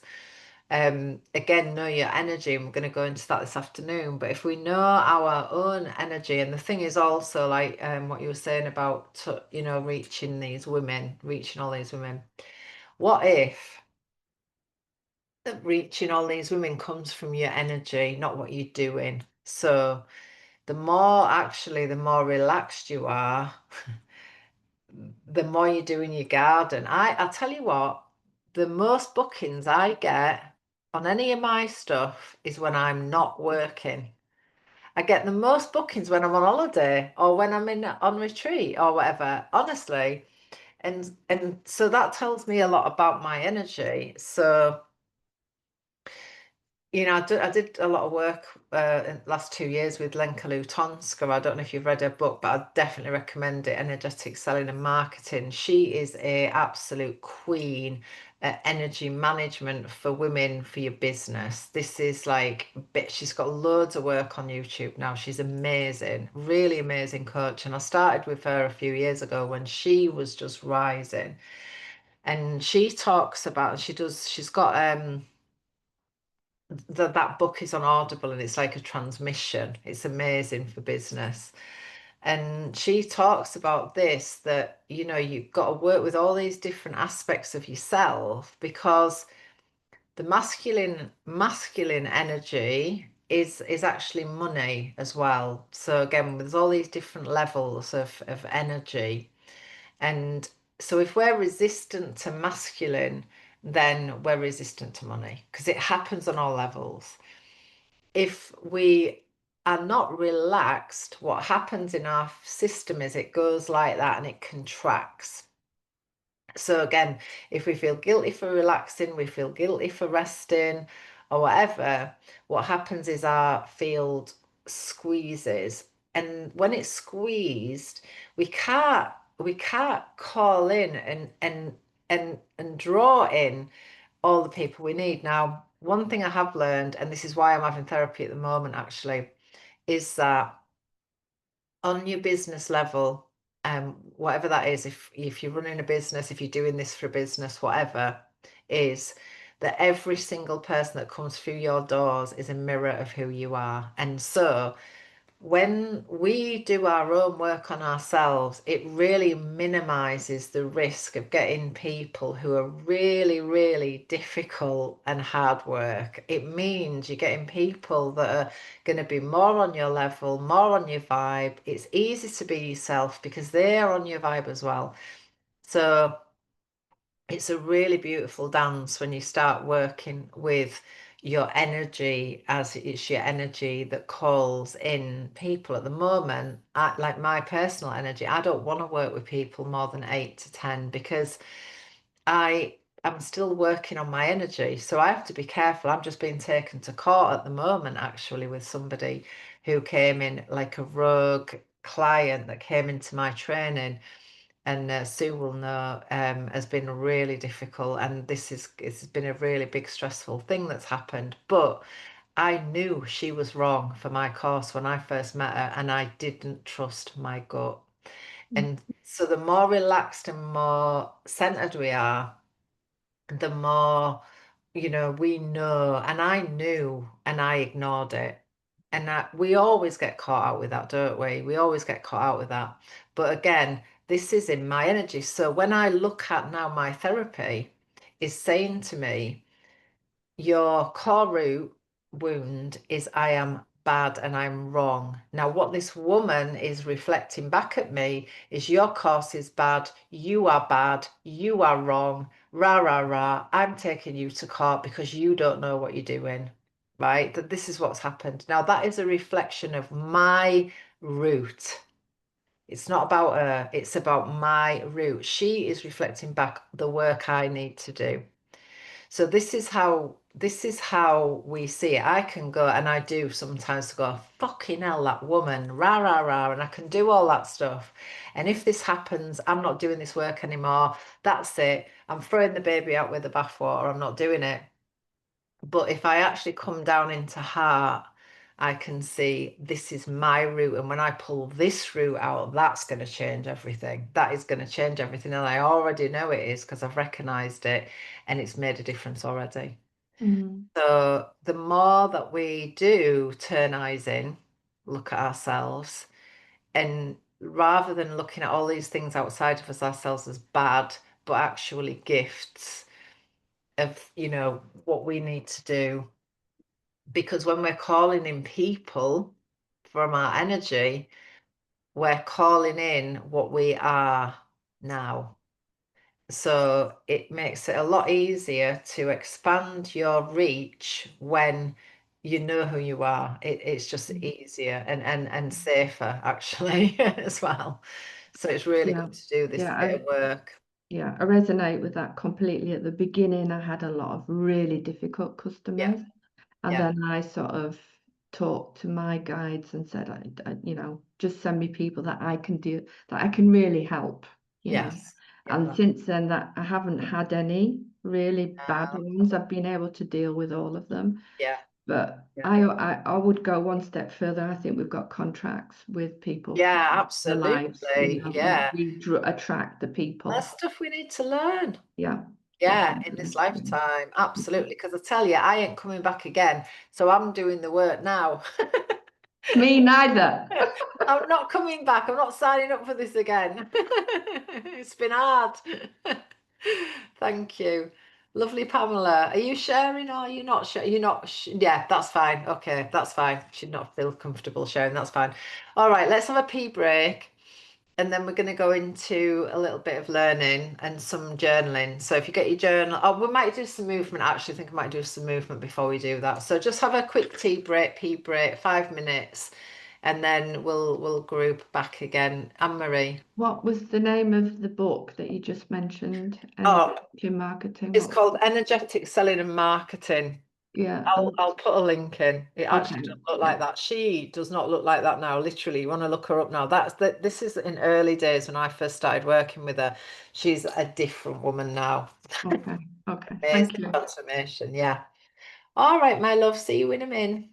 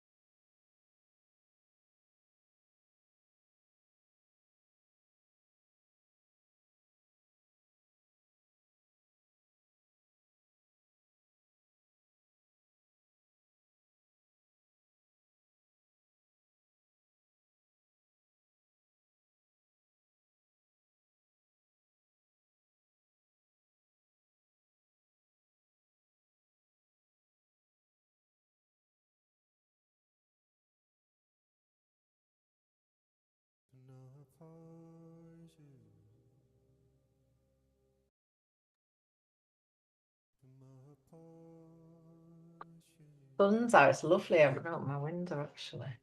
Nice, yeah.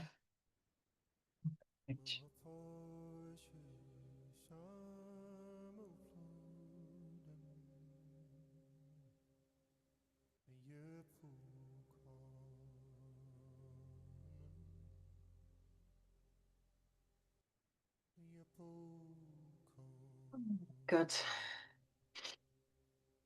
So I'm excited for the weekend. Staying at Sue's, we're off to do our first 4 rites of the moon key. I'm excited to do that.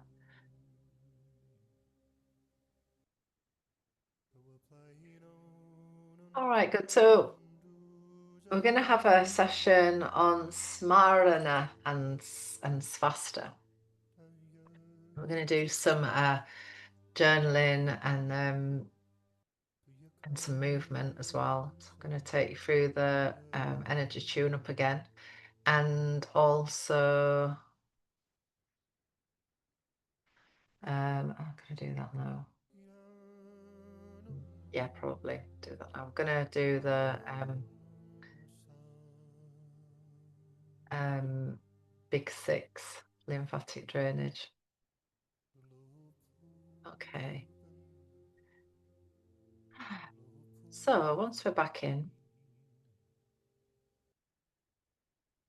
we'll just have a moment to land. Did anyone have a date last night? I had a date last night. I had 2 lots of cacao yesterday, so I had too much, and I wasn't hydrated enough. So one thing to remember when you're working with cacao, if you're having it every day, is to make sure that you're hydrated, because it's got this sort of bitter, but it's also a astringent flavour, and so it can dry us out a little bit, especially if you've had to as well, because you already got that dry. You know, that's your nature, is dryness. So what I was saying before about our dosha type. So really, we want to know what is out, but it's really good to know what our nature is. So a Vata dosha is, Vicky is typical Vata dosha. So she is fine boned, usually tall, slim. They probably struggle to put on weight and keep weight on. The essence is movement, so they move around a lot, and you know, they're always doing, and they like to do lots of things. So that is a Vata, and you might have seen it in the wiry kid that used to win all the races because they were so, you know, like wiry. They're very slim, with fine bones, small fingers usually. Pitta dosha, Mandy, perfect. Mandy is like an amazing kind of Pitta archetype, because she has got the lovely red hair, the kind of pinky kind of skin, maybe some freckles. I think, do you have some freckles? So they tend to be freckled a little bit. They will be the one who was possibly a bit A-type personality, pushy Pitta, competitive. They're great leaders because they like get the job done. They're like really amazing. A Pitta, the energy of Pitta is life-changing, world-changing. You know, they're the leaders. Kaphadoshas. I am a typical Kappadosha. I think maybe, I don't know, is Caroline, are you Kapha? I think you may be a bit of Vata though, but so I'm fairly typical. I'm actually Pitta Kapha, so I have actually got 2, and most people will have a couple of different dosha types, but my body will gain weight easily. Kapha tends to be like, if you think, well, actually, she is a typical Kapha. Big boob, but well, actually, don't have the big boobs though. Nice big round bum, the big mama energy, you know, that big mama, like that's Kapha. And Kapha actually is one of the healthiest, although Although often I think nowadays as well, and I certainly do feel this sometimes, like it can feel like you're fat. I sometimes feel like I'm just too fat, and I'm a lot bigger than I used to be, that's for sure. But the kapha energy is usually very grounded, slow, steady. And I was definitely like that when I was a kid, because I was the chunky baby. I was a bit like one of my granddaughters is like a cat. She's like a typical kapha. It's real chunky.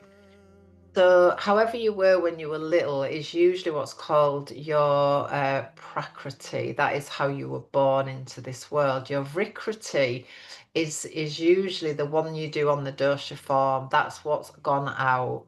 And that's affected by the moon, by the season, by people, by your job. It's affected by everything.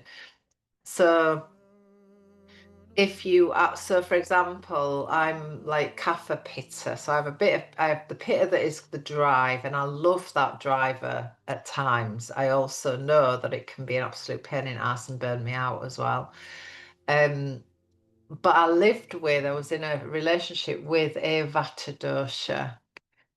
Absolutely took me off, like completely out. So, but equally, if I was to go on a raw food diet, and I do that because often when I go to retreat, we are on a vegan diet for a week. It sends my vata mental. By the end of the week, I'm dizzy. I don't feel grounded, and so for a vata, like those raw diets are not good. Cold food is not good. It's not going to be good. In fact, cold food really, pitta can manage it because they've got that fire, but kapha and vata don't do well with cold things. So, we would need to use the warming spices and things to warm that food up. Whereas pittas can do lettuce and salads and cold, but each season brings a different energy as well. So obviously, if we look at nature, so we come back home to the Holy Order of Mother Earth, we know that what's growing right now in our gardens, if you're growing your veggies, there's probably squashes, root potatoes, root veggies. They're going to carry us into the season that's coming up, which is autumn, which is cold and windy and dry. And so these lovely root veg are going to help to keep us grounded. In the spring, when we come through winter and we come out into spring, into kapha season, that season is wet and damp. And actually, when we've been in hibernation through wintering, what we actually need to do is cleanse. So we've got things like nettles and cleavers growing and things like that, these fresh greens that come in the spring, which will help to cleanse and clear out all the channels of the body, getting us ready. In summer, what grows? Cucumbers, tomatoes, lettuces, these things that cool us down. So nature, if we start looking seasonally at what's available on our land, not what we buy in the supermarket, because a lot of that's not come from our land. That's come from abroad somewhere. It's probably traveled miles and miles away. But if we can eat seasonally and locally, this is another thing that's quite big that I'm doing more and more, is I buy local. I don't try as much as possible not to go to big supermarkets anymore. I'll seek out a farm shop or get an organic delivery, or as much as possible get local stuff, local produce. This is completely nothing to do with circle holding, but it is to do with you and your types. So we can look at where we buy our food, how we store our food. These are little things I would definitely be looking at adding into your way of being and living in the world, and passing that on to other people as well. So I'm going to go into a little bit on Svastha and Smarana, because what I was saying yesterday is that when we're holding space, and this is something I maybe didn't really get when I first started teaching all this stuff, is that when you're practicing holding space for yourself, you are naturally holding space. You don't have to do anything to hold or learn anything particularly. You're already doing it, and so all you then do is transmit that energy to others. It's like a kind of rebound effect. So we know what is our stuff, and there is a structure to it, which I'm going to share, and I'll do that more next time. There is definitely a structure to it. There is timing equations and all of that stuff to bring it within the construct of time. And we'll probably work with that cross analogy, time and also space. You know, we've got to have both them things in circle. So, but one of the great teachings from from the yogic and Ayurvedic tradition is this idea of Smarana and Svastha. So, Smarana is remembrance. It is a remembering of who I am, and this is this sacred act of remembrance. It is the feminine gift of recalling the truth of who we are, the intention of why we gather, and the deeper thread that connects us to source and to one another. And this came through yesterday in the red thread teaching, that, and like Anne-Marie just shared, there are people in this life that we are destined to meet. The good, the bad, the children, the pets, all of it. These people, children, the ones that are a pain in the ass, that cause us so much grief, the people who are mean to us and horrible and doing these things that we go, oh, I'm so, this is so bad. I'm so, I go into victim archetype about it. But these people are part of that red thread, a part of your blueprint. I talked about the acorns. I know some of you got some acorns yesterday. The acorn theory, this, that the acorn already has the blueprint of this oak tree in it, and you do too. You already have a blueprint of where your life needs to be, and all you need to do is follow what you love and what lights you up. That is it. That is life. That is it. That's what it's meant to be. It's meant to be easeful, and yes, there is shit goes down all the time around us, but when we are in our remembering, in this place of Smarana, this place within us that we cannot be pulled out of until we die, then all this stuff can go on around us, but we don't forget who we are.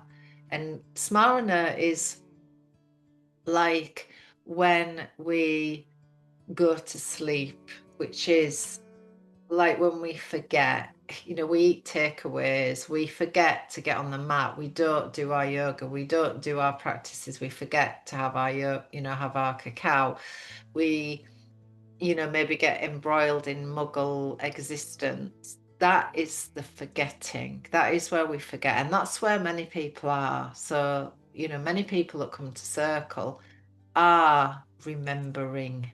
They are in smart, they're moving towards this smarana, this remembrance of who I am, of why I need to be with women, of why I need to be in ritual and ceremony. It's a remembering. So Smarana reminds us that space holding begins with remembrance. Mandy remembered when she was in Ibiza, didn't you? You remembered something about yourself that you'd forgotten.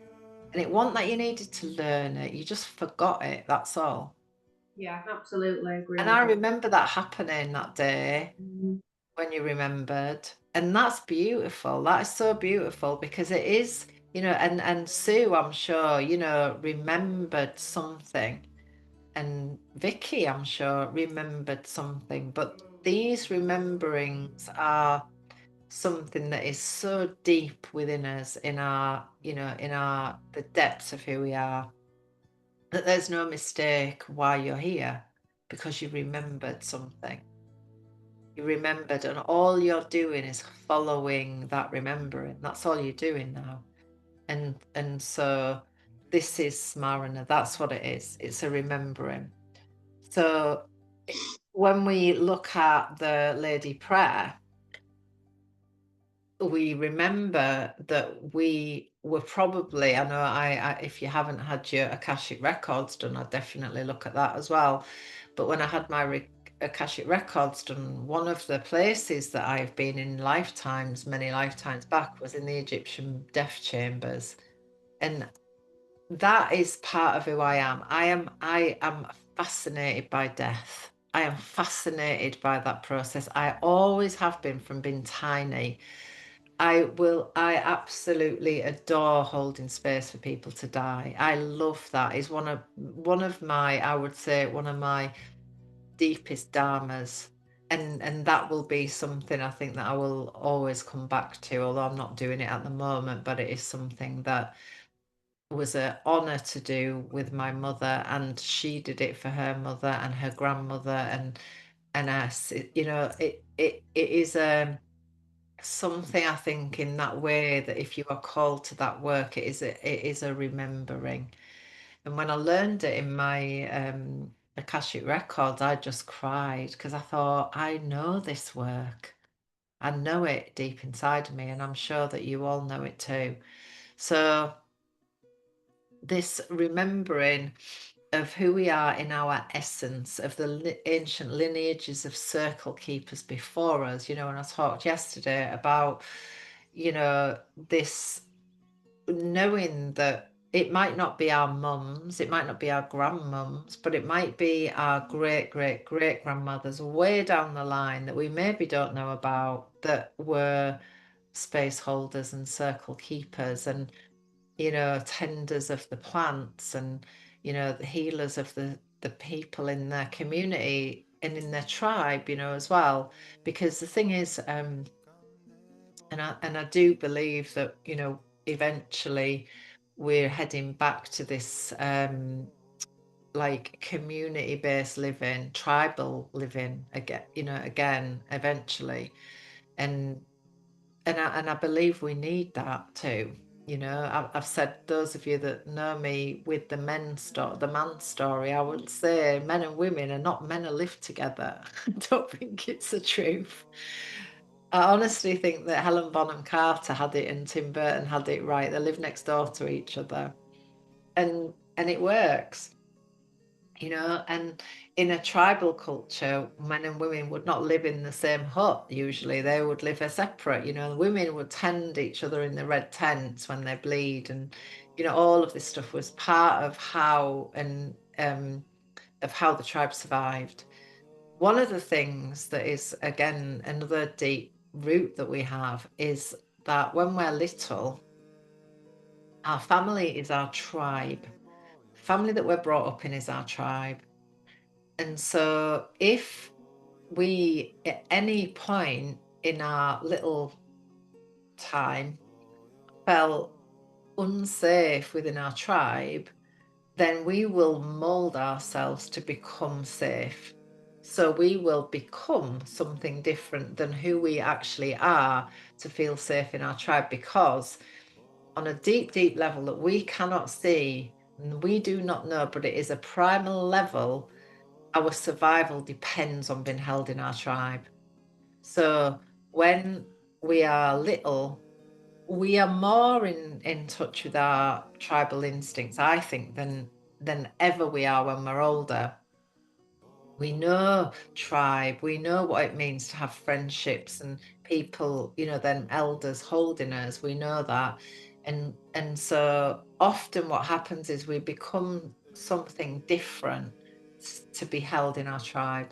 So Smarana and Svastha together give us the remembering of who I used to be, who I was when I was young or before in many lifetimes. And Svastha gives us the courage to sit in who I am. This is who I am not who I became to survive in my tribe. And especially if we've had tribes that were cruel and expectant and you'll only be accepted in here if you rah rah rah. You'll only be loved if you rah rah rah. You'll only, so this is where a lot of our root stuff comes from, that base stuff. So when we move into this idea of Svastha, to be situated in who I am, to be seated in myself. So we come back to, and like Annie was saying really well earlier, that, she doesn't know sometimes what she thinks or feels or whatever, because often we've been molded so much to fit in, to think and feel and be, to fit in, is we don't know who we are. We lose that part of ourselves. And the way we find it again is by following what we love, following what lights us up, and ignoring all the people who go, and I can tell you this because I've had this time, my family think I am barmy, like literally absolutely mad as a bloody box of frogs, my mother. And my mum was the same. But I have had to fight for where I am now, because I have had to say, do you know what, fuck you. I don't actually care what you think about me. And that's been a big journey in itself. This is what I do and this is who I am.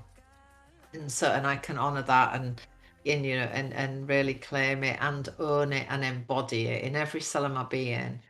I am this, and that's how I am. And we do still have a few laughs about it. So to be seated in myself, established in well-being, because what I was saying yesterday about Ojas, when we live out of sync with who we actually are, this is robbing our Ojas, our life for our juice, our life force energy. So the more, and this is why, Cacao is never going to give you an easy ride, especially not if you are not you're not you're not living your truth, because she will always show you who you are from your roots. She will always show you that. She will not lie to you. She'll not give you an easy ride. She'll not carry you. Well, she will kind of carry you, but she will certainly show you who you are. So it's not the absence of struggle, but the presence of balance. So this idea that we're all going to struggle at times. Now, this is where the receiving piece comes in. How able are we to ask for help? This is the first time I have gone into therapy. I've never had that help. I've had it in trainings and different areas before, but it's the first time, and this is a big game changer for me, to be able to actually seek support myself for me, because I am a pitter too, and I got it all worked out, and I can do it, and I can sort it out, and I can get to the bottom of it, but sometimes I can't, and this time I can't. And so it's allowed me, so as space holders, because really this is not regulated work. It's not like being a psychologist or a counselor or a therapist. You don't have to have I can't remember what it's called now, supervision, I think it's called. You don't have to have that as a space holder, but you bloody need it. And this is something I didn't realize. So whether you have somebody you can speak to, another space holder maybe that knows the work, and somebody who, if something jumps up in that space, if something jumps up in you that you don't know how to deal with, that you're getting triggered by something and something's really, really rattling you, then where will you go for that support? And not support that's going to shut that bit down, but the support that's going to bring you to your next expansion through it and because of it, because it's part of it. So again, having that support network around that will help you make sense of it without beating yourself up over it is really important, I think, at this stage as well. And I have started to call it scaffolding. So having scaffolding around you is so important, whether it is, I'm having homeopathy at the moment, whether it is having, like a therapy session every month, whether it is having a massage every month, whether it is,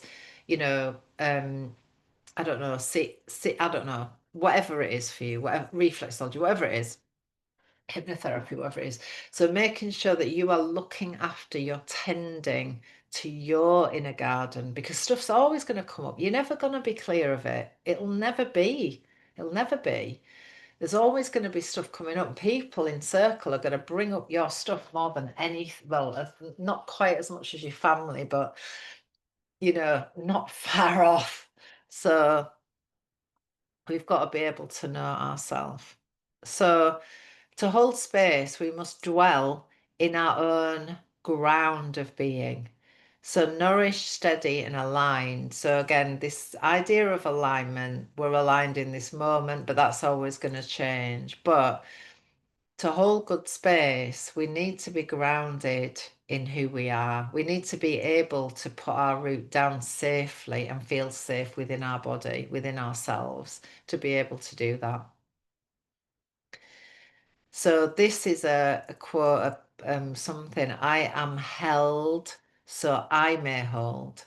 So I am supported.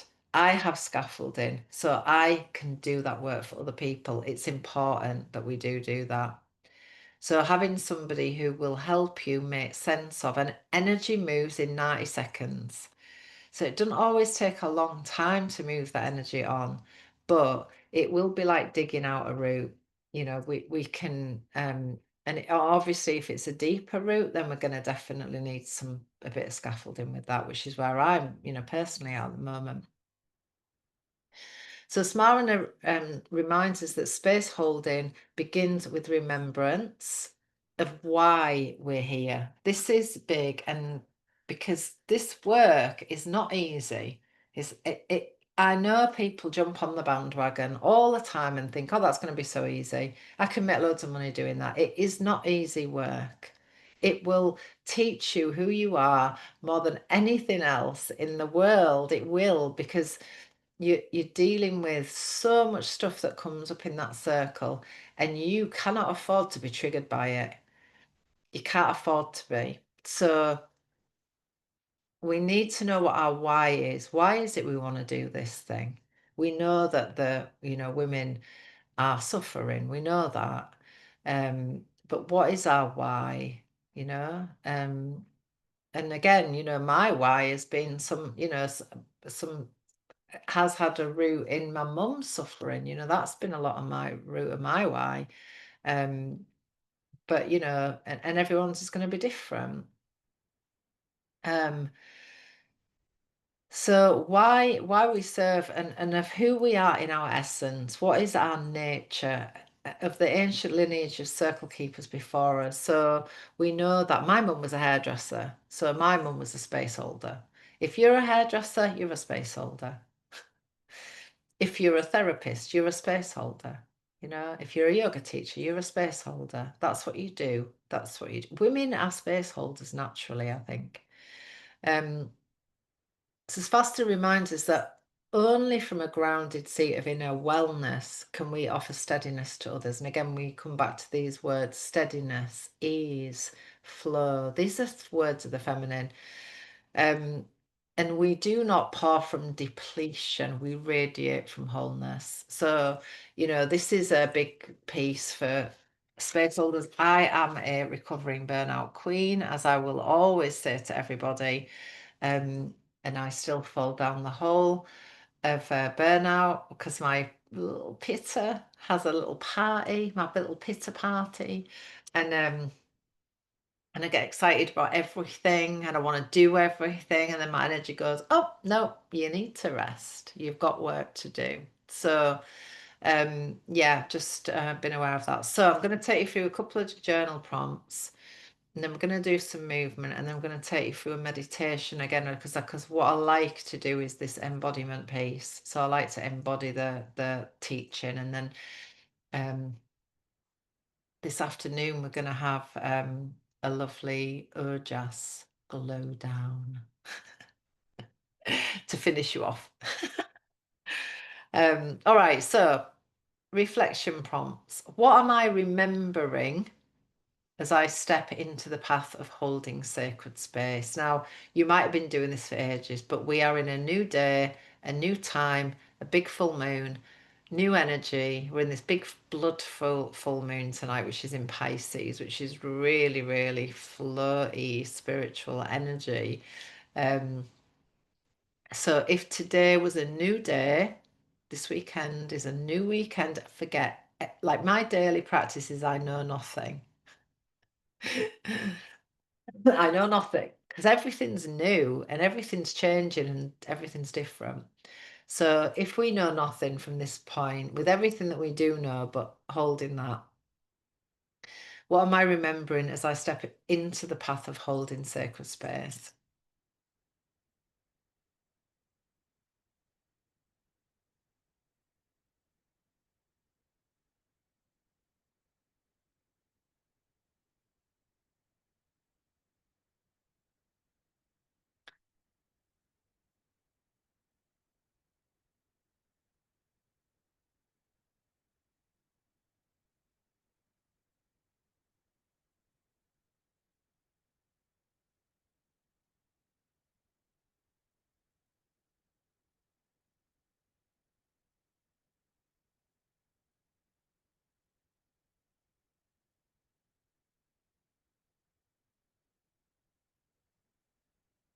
And then when do I feel most aligned with Svastha? So what situations am I in when I feel the most rooted, balanced, relaxed and whole with who I am? I don't have to put any front on.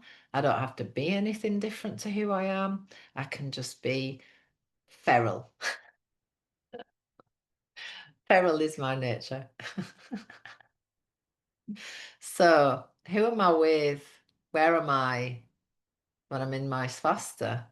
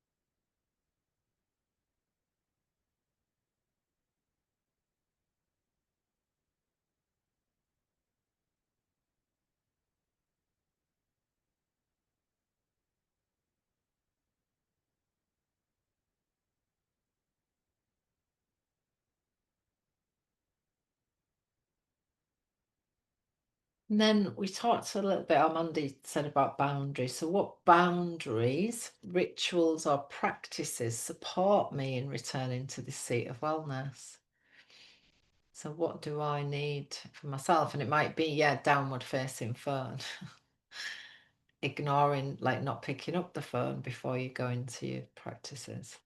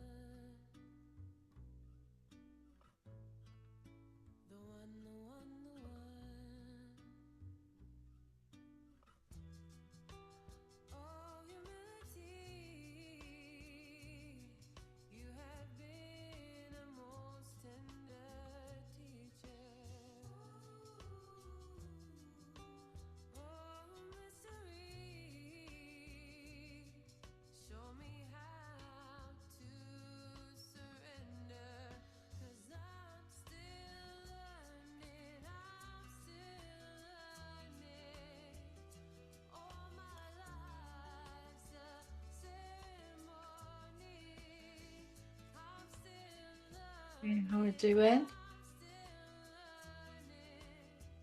Good, yeah. Is everybody feeling good about this or not great? Or yeah, all got a kind of idea of where you are. Like I can say, like I feel most in my Svastha when I'm here.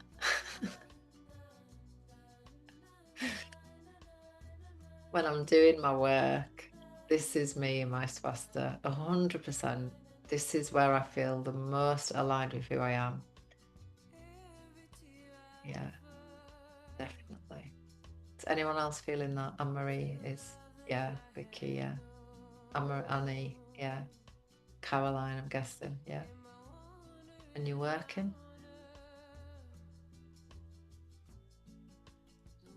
Yeah.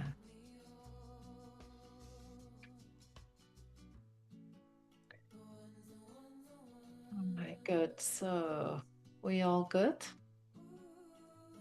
Anybody got anything to share? Oh, and if I haven't actually said anything about cards, but if you want to pull a card as well, you can do that. We'll do that now, actually. And then we're going to move. Do you need a wee, anyone? You're all right. We're going to do some movement and then we'll have a break for lunch. And then I've got quite a bit to cover this afternoon. Looking at my pile of things. Shit, it's quite a lot, yeah. Anyway, we will get through it all. And still have time for yoga.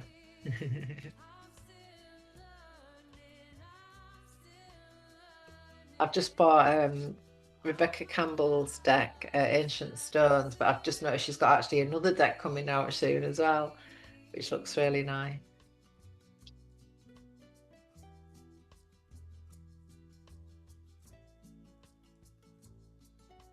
Yeah, just pulling a card for guidance today. Good luck, I've got. Need that.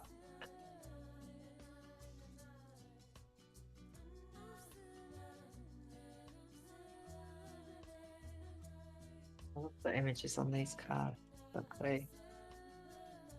So also with your cards and stuff, and we'll go into this a bit more next time, but when you're doing circles and stuff, I find the simple cards the best to use in circles, the ones that are going to give a clear message, that aren't like confused, because some of the decks are really confusing and like, yeah, they've got really deep meaning. Because I like to for people to be able to look at the card, get a message, and then sit with that before they read into it.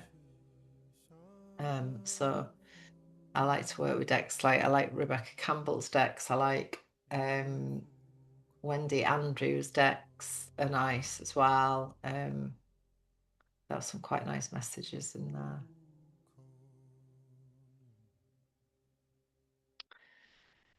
All right. How are we doing? Does anyone want to share anything? We all good?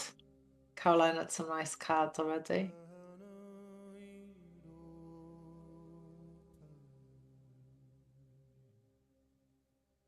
Oh, that's her deck as well. That's a rose deck, isn't it? Rose Without Thorns. I got that yesterday, actually, that card. Yeah. Oh, you've got the rose deck. It's beautiful. And she does a little mini deck, doesn't she, now as well? Yeah. So yeah, and for your circles, when you're creating your circles, you know, the centerpieces, I love the Rebecca Campbell decks because they're so pretty. They look lovely with roses, and you know, they're just really beautiful. So they're really nice for setting up your spaces. Vicky. These ones are nice. Feminine Wisdom. Oh, I've not seen them. Leah Androwick, and they've got amazing artwork. Oh, what's the back of them like as well? They're absolutely gorgeous. Yeah, and I've got a couple of hair sets. I've got another Love and Light one, mantra cards. Nice. and they're really really They- lovely. But Those I'd use in new moon ceremonies, them, because they yeah, look like really nice for new moon centerpieces. Yeah, they're beautiful. yeah, I'll pop it in the chat as well, Yeah, and take a picture for definitely. everybody. Yeah. They're lovely, them ones. Yeah.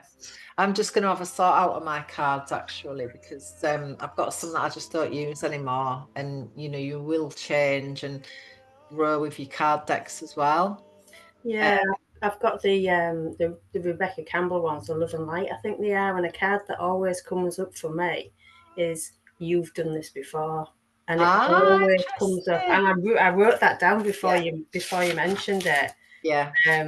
because it always I'm remembering that I've done this before, and it always comes up for me. So Yeah, yeah, that's it. And then I think the thing is as well, when you do remember that, it is like you can kind of sit back and relax a bit, because you're like, well, I don't have, I like this idea, like, and I do it in all my trainings. I don't like people, I don't want to go back to this school classroom vibe, because that's horrible. And I don't know anyone that does this work that actually enjoyed school.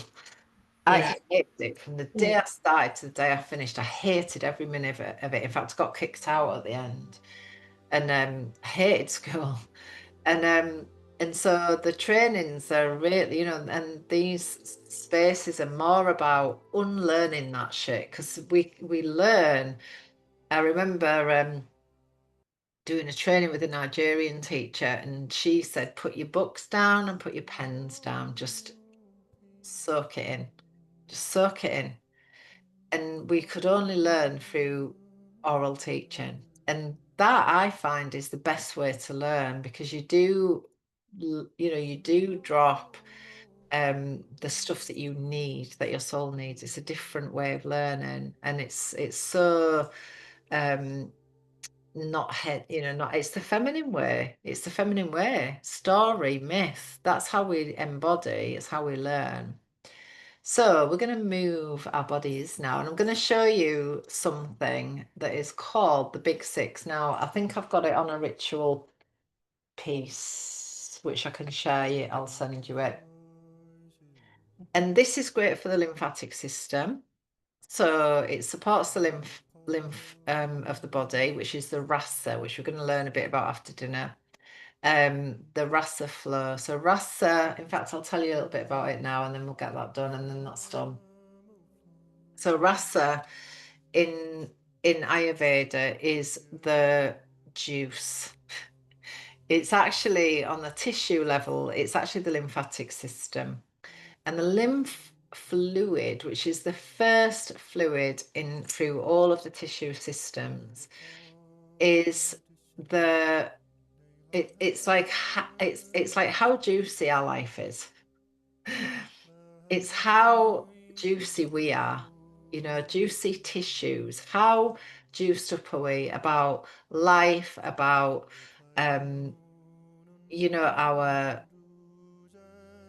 the work that we do, the relationships that we have, how juicy is that? So Rasa it means this sacred essence of juice. It's that.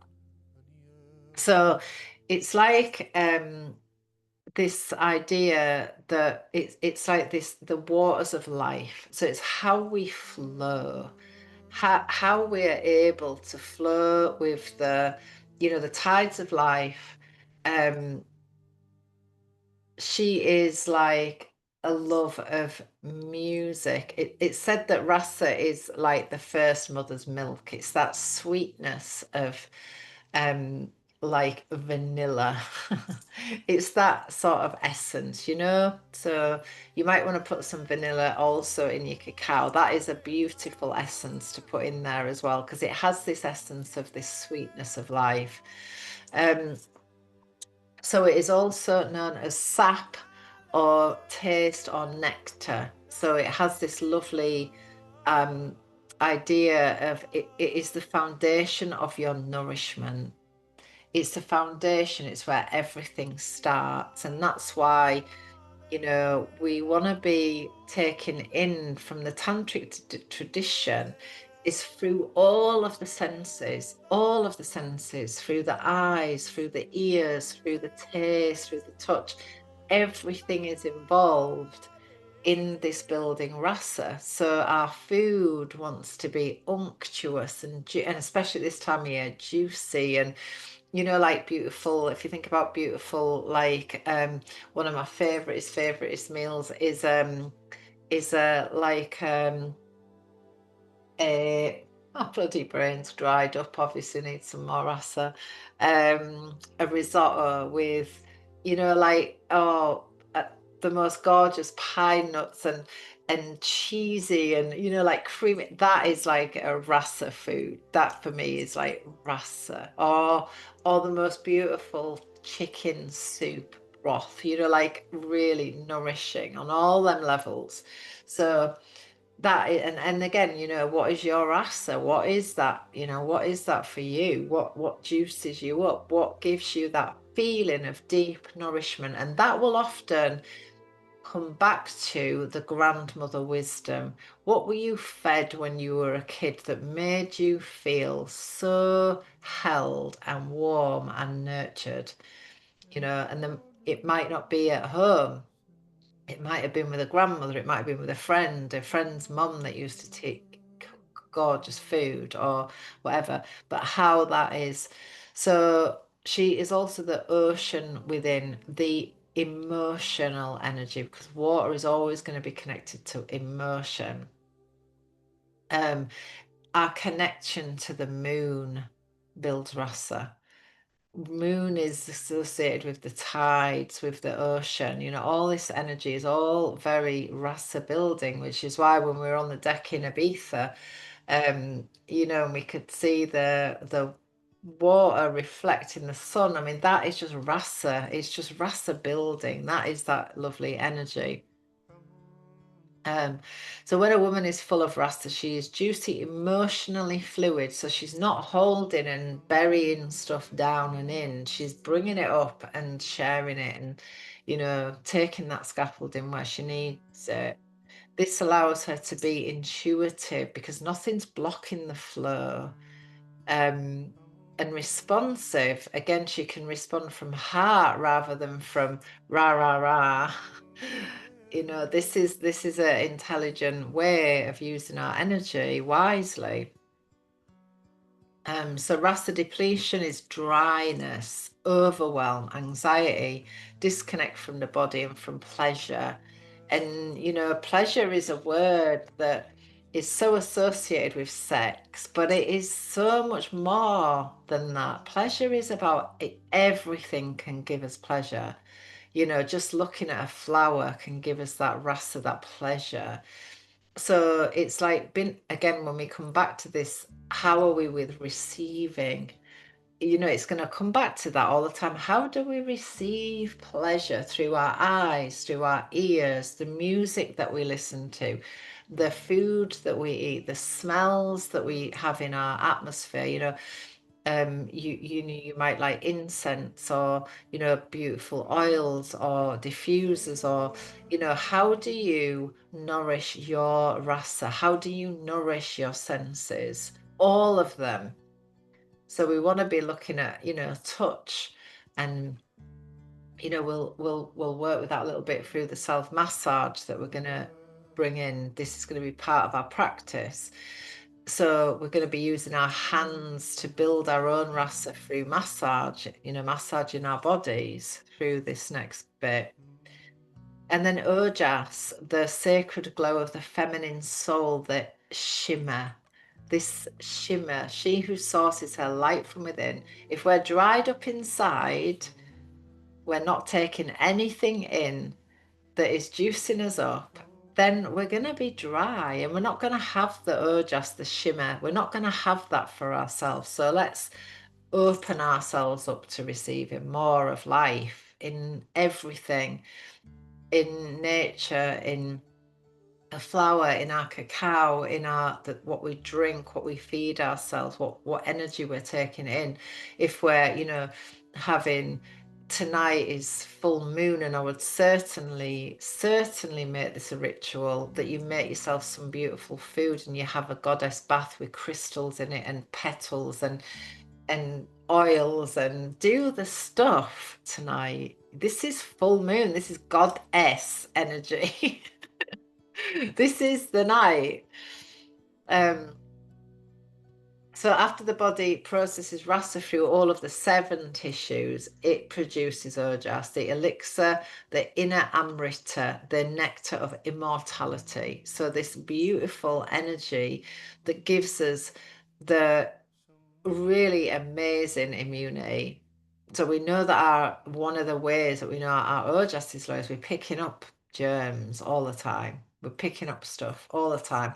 I've had 2 years of obviously low Ojas and grandchildren who have brought every single bloody germ going. And I have had so many different viruses these last 2 years of looking after kids. Absolute nightmare. But again, you know, nourishing that Ojas, helping our immune system to be healthy, and this practice is really good for that. So in the sacred feminine, Ojas is our luminous aura, the shimmer, this idea that we, you know, source in our light from within. I can easily access that source when I'm in this space, that I'm sharing my light. This is my passion. This is what I love. And so it's easy for me to share that in this space.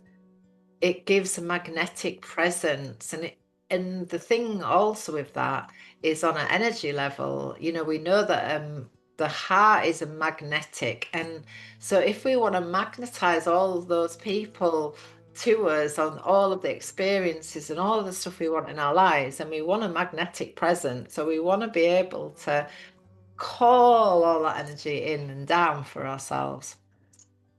Immunity of spirit, so not only our physical immunity, and Anne-Marie said something about her digestive system.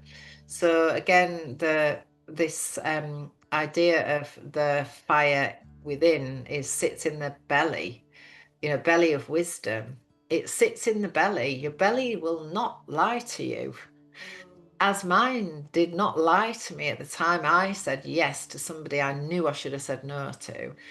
You know, at the same time when we've got stuff sitting in our field that we've not digested, and, you know, whether that is an emotion, an anger, a regret, a guilt, whatever it is, it's sitting in our belly and it needs digesting and it needs releasing.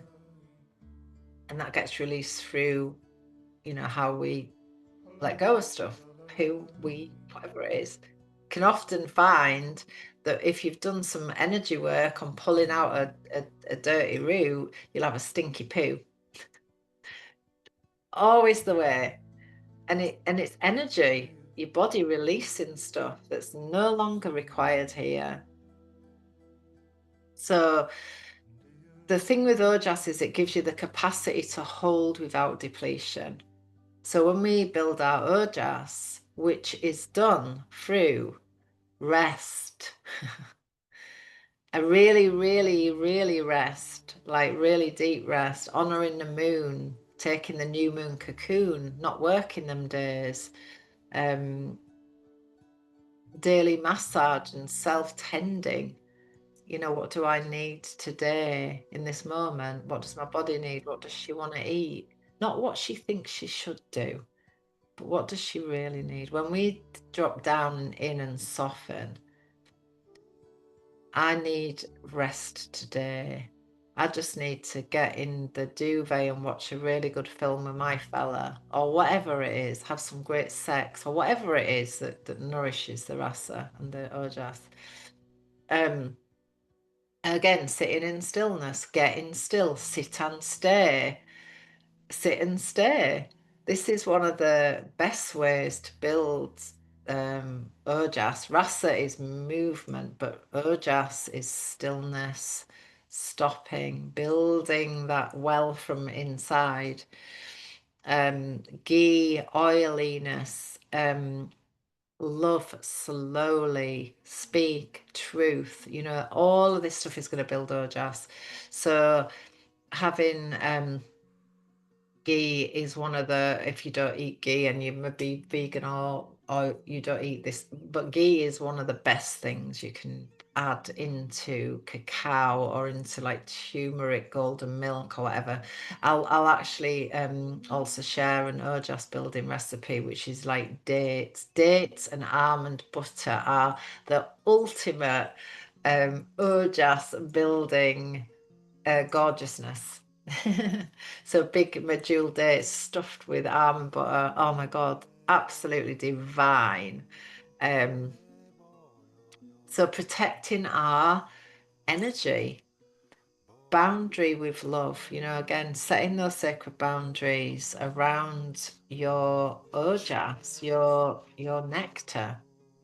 Rasa is the flow and ojas is the container. So these two things that come together bring this most beautiful essence of this shimmer, the woman who sources her light from within. This is what it does. This is what it's going to bring us.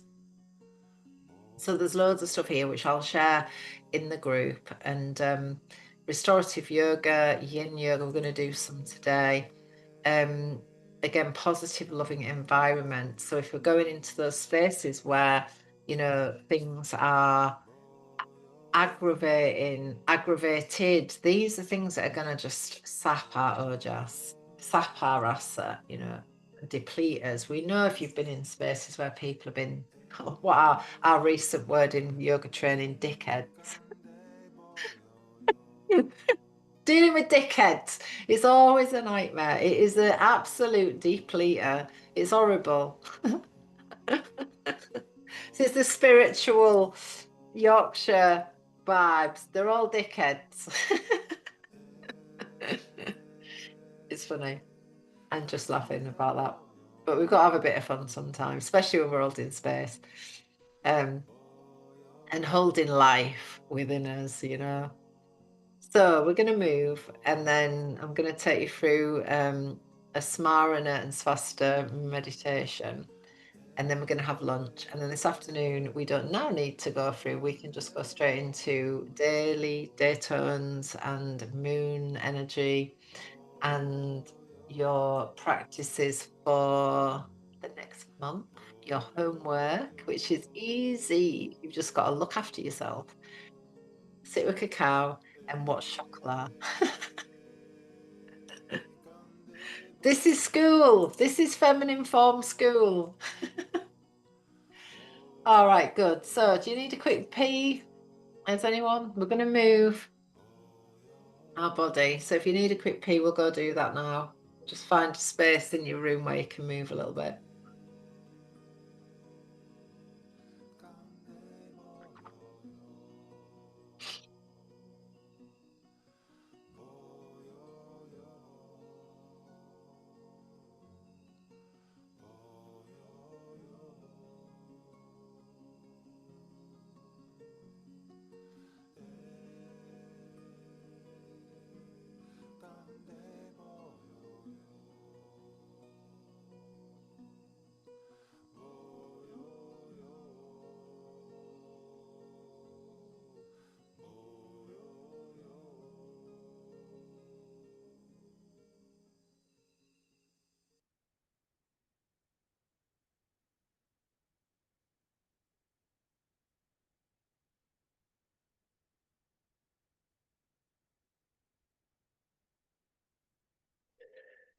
All right, so just finding oh, I better put my mic on, that'll make else.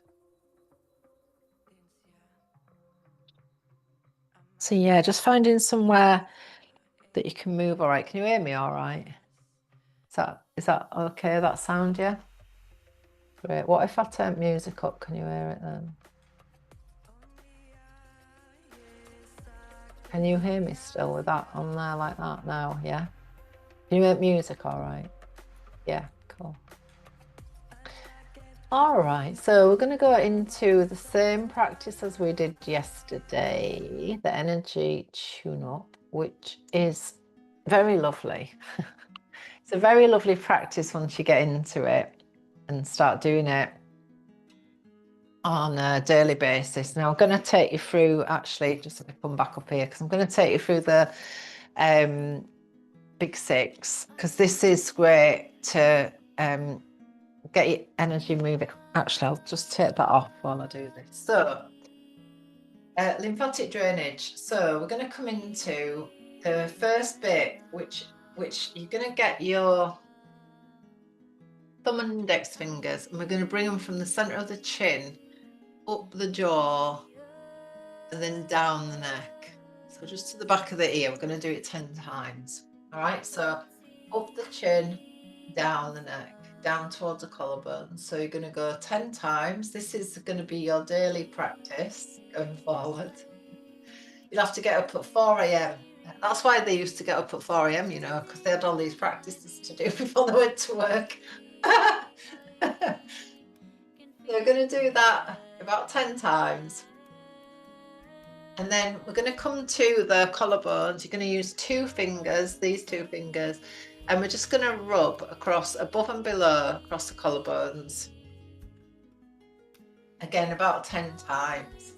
And then I quite like to tap as well. This is so good for the immune. This is a good Ojas thing as well, actually. So just tapping across that area as well, just cause a bit of vibration.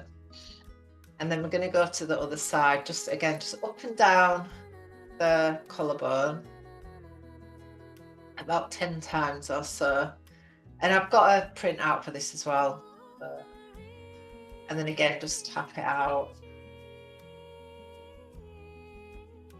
And we're going to go under the armpit, so just into that, just pushing down and into the armpits. Again, just releasing lymph down towards those lymph nodes, into the armpit, about 10 times again, and then on the other side as well.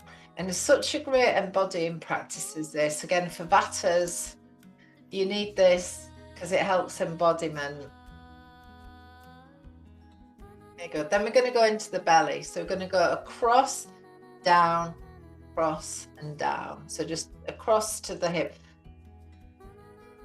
And again, we've got a big lymph vessel right in the belly there. It's actually one of the biggest lymph vessels, I believe, that we have in our belly. Just across and across. And then we're going to go from your right side and we're going to come around. So you're just going to massage your belly of wisdom. I love this idea for us postmenopausal women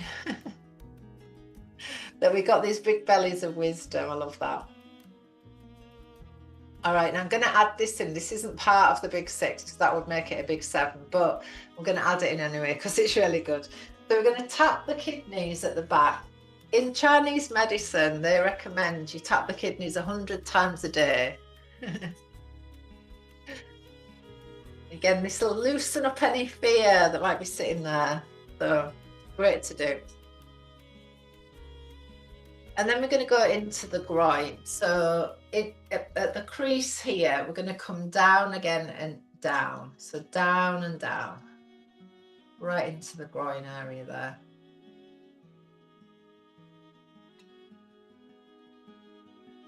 And then when you've done 10 of them, we're going to go down to the back of the knees. So you're going to rub the back of the knees. Give me a good rub. Again, about 10 times, and you can give them a tap as well. And give everything a good shake out. There you go, lymphatically drained. All right, so that's a great practice to do. You can do it morning and night, actually. I'm going to just take them off because they'll be rattling. Yeah, they can be done morning and night, and I'll send you the PDF for that as well. I've got a PDF with it on as well, and I'll also send you the PDF for the Rasa and Ojas thing. If you forget, just remind me. All right, so gonna come back up onto your mat, and then yeah, let's just twist. Caroline's doing it already. She's preempting what I'm gonna do. So we're gonna twist a bit. Twisting is great. And, you know, lifting weights, moving, walking, whatever your medicine is, because everyone's medicine is going to be different. You might like to dance, you might like to run, whatever it is. Although in the yogic tradition, running is actually seen as ahimsa, violence towards the body, which I'm happy about because I hate running. But walking I love, cycling, swimming, whatever your medicine is going to help Rasa. Rasa needs to move. Okay, good. And then we're going to come into just a little bit of them kidney scoots, which I love because these are so beautiful for the spine.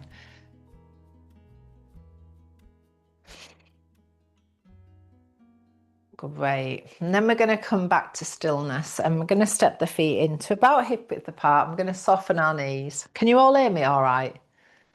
Yeah, cool. So we're going to soften the knees. The pelvis is going to be neutral. Now, what I was saying yesterday, something I've just learned, is that this idea of tucking the pelvis right under is not great for the hips, not for women's bodies anyway. So we're going to take the pelvis back and then we're going to tip it forward. And then we're going to find a center point that feels quite neutral for your body. Everyone's body is going to be different where that is. So we feel grounded, loose, soft down through the bottom. So we're not forcing, we're not pulling up tension. We just feel this lightness as we land on the earth. So we're going to lift up through the sternum, the shoulders are going to come up, around, back and down. We're going to let the arms rest gently by our sides. And then the head is just going to be natural. So wherever it lands. Now I'm going to bring your awareness back to your feet. You can close your eyes if you want. And if you would like to, and I quite like to do this sometimes, you can bring your right hand on your heart and your left hand on your lower belly.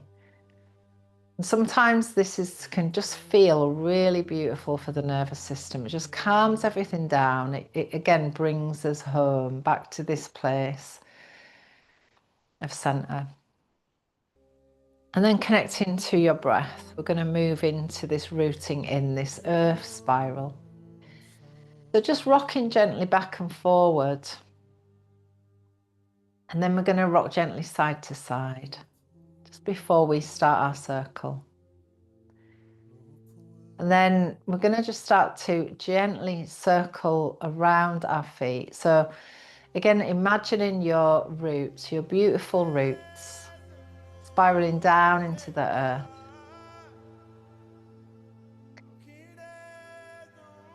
Again, just gently moving around, feel the soles of your feet in contact with the earth. I'm going to very gently reverse that circle. So again, just rooting in, earth spiral. And then as you find a place of stillness, just shake, let everything shake. Shake down and let go down through the roots of you. Any old stuff, old energy, whatever it is, just let it all drop down and out through the soles of your feet. And then we move into these beautiful lunar bows, the side body flow. So the right arm is going to come above the head. The left hand is going to come just below the navel. And then take a beautiful deep breath in. And as you breathe in, just feeling the arms like these, like the moon, like this new moon energy, crescent moon. And as you lean in, we're just going to lean down and into the left side, just really feeling the open side body. And as you come back through a full, nice in-breath, breathing wide, take the arms as if they're moving your hands around a full moon. So just feeling that lovely ball between your hands. And then out breath again, side bends, lunar bow. In breath as the arms come circle in front, again just taking your hands around that big ball of energy, the big silver moon we've got tonight. And then again, side bend. And then again with it in breath, just bringing everything back to center. Again, shake everything down, letting any old stagnant energy drop away, just refreshing the whole system. And then the next movement, we've got this beautiful stoking the inner flame. So the arms are going to float up just to about shoulder height. And then we're going to take a nice breath in. And as you breathe out with a soft fist, we're going to pull in and back. So the elbows come back tight in.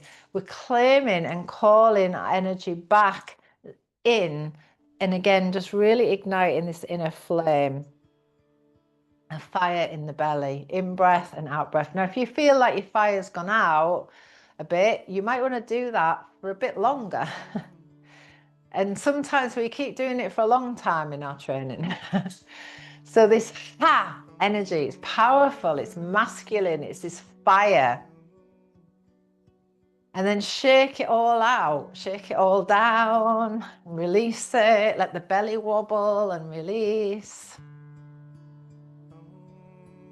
And then we move into these lovely arm rotations, heart wings. So as the arms come open, the palms turn front, the chest lifts, in breath, and then out breath as the arms turn in, shoulders come forward, the head might drop too. And then in breath as the heart wings grow, as the arms start to rise towards shoulder height. And then again, gently ease and just grow the wings to the back. And then in breath again, really opening up into the heart space. And then again, out breath. And then this time as the arms come to shoulder height, you might like to add some beautiful arm flows. So just taking the arms through these lovely flows. Imagine you've got these beautiful heart wings. So just feel that femininity through the arms. Those of you that did belly dance in Ibiza, you remember the snake arms. And then we're going to lower those arms down gently towards our sides. And then bringing the fingertips to the shoulders, we're going to circle. So these lovely sacred circles, unburdening the shoulders, letting go, releasing any of that weight that you've been carrying in that backpack of life. So letting it all release, all the stuff you've taken on, all of the people stuff that you've carried as well, just let it all drop away. I'll be here for about 3 weeks. Just letting it all drop away and then letting the arms again release and giving everything a nice shake down. And as we move into the neck, again, just dropping the chin in towards the chest. Just feel that lovely stretch through the back of the neck, just opening and awakening this connection to, again, the brain. We talked about the brain and the brain stem being this jellyfish yesterday. So thinking about the nervous system like this jellyfish. So as the head gently rolls back, just opening up the throat, making space for your voice to be heard. With a lovely in-breath and then out-breath as the chin comes down and in towards the chest. And then in-breath as the head rolls gently back. And then out-breath as the chin comes in. And as we bring the head back to center, just opening the eyes, and we're just going to do this orientation, which again is very good for the nervous system. So as you turn your head around, we're just going to orient in the room and just look around. So what is in the room? Just again, this idea as we do this that I'm safe. So just taking in everything that you can see in your room. And then the head comes back to center. And then we're going to take the right ear down towards the right shoulder, looking down to the right. Again, this is good for the eyes as well. And then the head comes back to center. We're going to look down towards the left. And then again, in breath to center, give everything a nice shake down. And then we come into this serpent twist, the spinal flow. So arms can circle in front. We're going to step the feet a bit wider. And start off to your right. So we take an in breath. And then as you breathe out, we're going to gently twist, nice and slow though, all the way around to the right. And so we just look over the right shoulder. In breath, as we bring the arms around, circle in front, and then out breath to twist to the left. Again, just look into the back, the past, behind you, what's behind you. And then in breath, as you come back into the present moment, what's present right now. Out breath as you twist. Again, just honouring the past, everything that has brought you to where you are, to this place of remembering. And then coming back to the centre, again, just in this lovely place of Smarana, this remembering.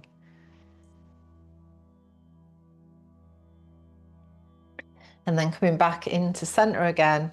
And again, bring the feet parallel. And we're going to take the arms overhead, this lovely stretch, bowing to the earth, breathing in as we come up. And then breathing out as we just gently ease down, down, down. And you can soften through the knees as you come down. In breath, as you draw the hands up the center line. And then out breath, maybe through the mouth. Maybe you can make some sound as you release forwards, forwards and down. And again, in breath. And this time we're going to take the arms wide in the old gypsy way of calling in the spirit. Really connecting to your life force, your purpose, your guidance, whatever that is for you.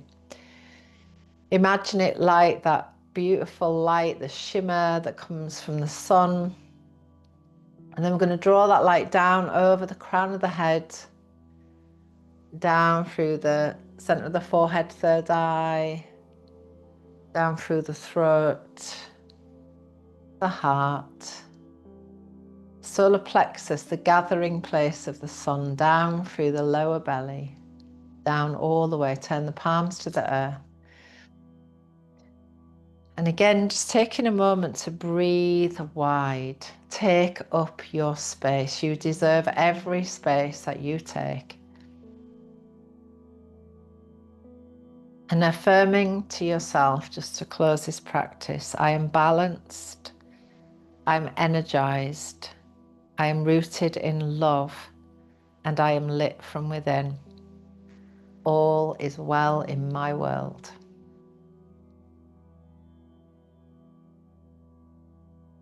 Lovely. Now we're going to lay down or sit or wherever you want to be now, just to get yourself comfy.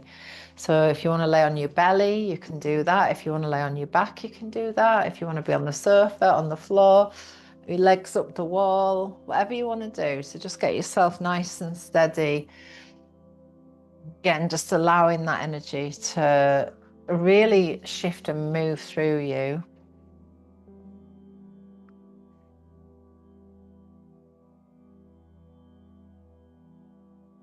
Again, as you rest here,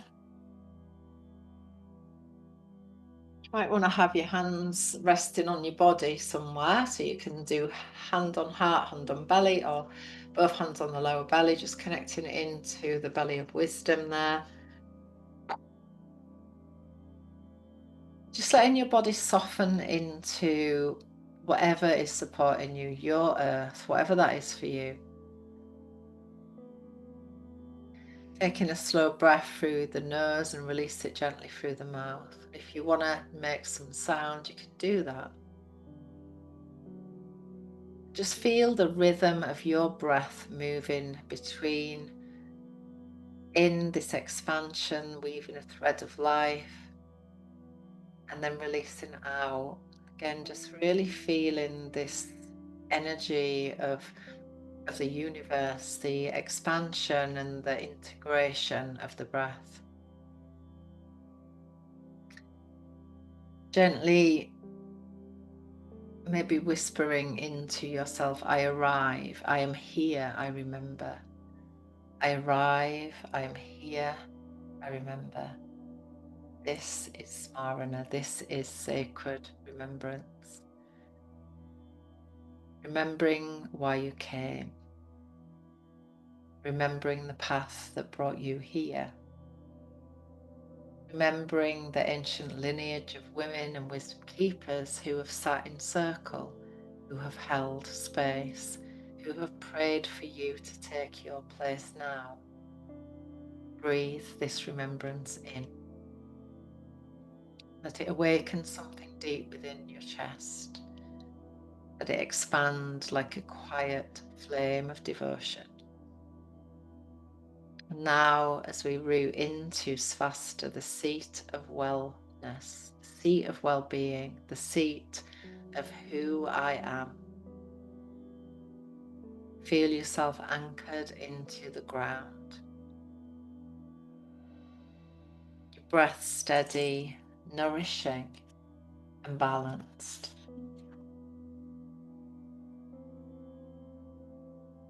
In your hands to Prithvi Mudra, so the thumb and the ring finger touching.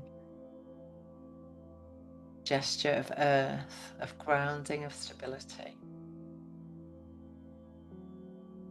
Whispering to yourself, I am held, I'm steady, and I am whole. I'm held, I'm steady, and I am whole. Notice how your body responds, the softening of the shoulders, grounding of the belly, quiet strength in your heart. Here you are, remembered, rooted, resourced. This is where space holding begins, not in doing, but in being, not in perfection, but in presence. So as we take 3 slow deep breaths together, breathing in remembrance and breathing out steadiness.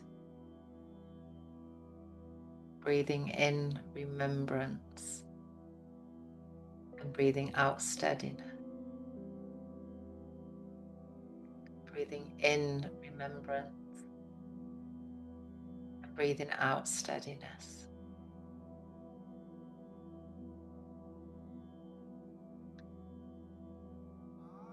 Affirming these sacred vows, I remember, I return. I dwell in my own wellness. From this ground, I hold space with love, with integrity, and with grace. As we take a moment to really feel this awareness that we bow inward to our own heart. We bow to the earth that supports us. We bow to our circle, to our tribe.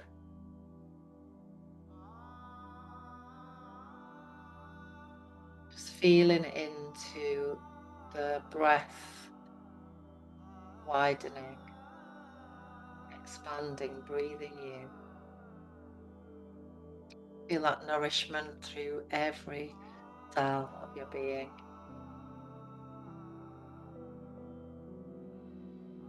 Nourished by these beautiful energies of Smarana, remembering, sacred remembering, and Svastha, to be situated and seated in who I am, steady, remembered, supported.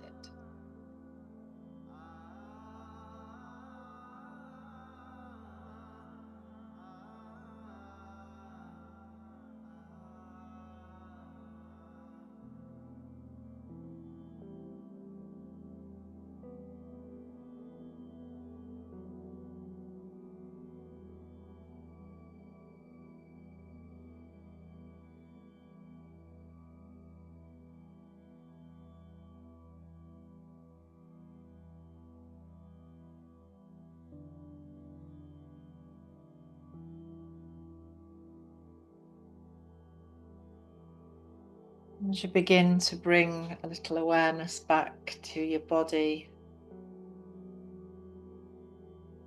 and just breathing a little deeper.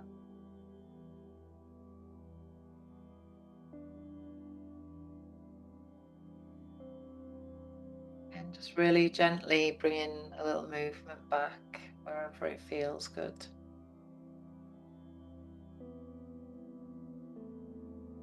stretching, and gonna just come nice and gently, slowly back together.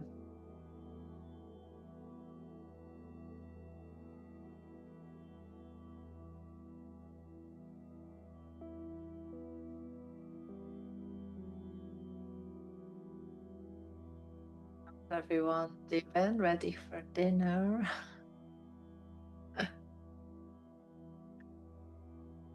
Right, so I'm going to just close with some more inspiration from beautiful Megan Watterson's book, and this is something that hit me so hard in my heart when I heard it, and it was so beautiful, and it makes me cry every time I speak it, but I'm going to share it because it's so beautiful. And it's inspired also by Elizabeth Gilbert, who is one of my favorite teachers, and yeah, she's just beautiful. And it's such a truth. So you will have heard it before if you've worked with me before, because I love it so much. And it is also taken from the Magdalene Revealed book. I wake up to a way that I have been operating in the world created by my ego, and I see the suffering it perpetuates, and I see that there is another way. And that way does not include finding some hot lover who completes me, or the discovery of a tried and true recipe for uninterrupted joy. Not fame, not success. There's no end point here, no fixed state of completion. There's no master or guru status, and there is no X marks the spot. It's simpler than that, and yet far more difficult. It's more of a series of perpetual moments when you remember that you don't have to feel separate from love unless you want to be. Even in the midst of the worst of what we say to ourselves, even when someone that we love most in the world can't see us at all, we can practice a way that humbles us, that disrupts the ego's grasp and lets us return again with ease to love. It's all very quiet and unremarkable though. It's not showy or exciting. It's more like this from Elizabeth Gilbert. Never forget that once upon a time, in an unguarded moment, you recognized yourself as a friend.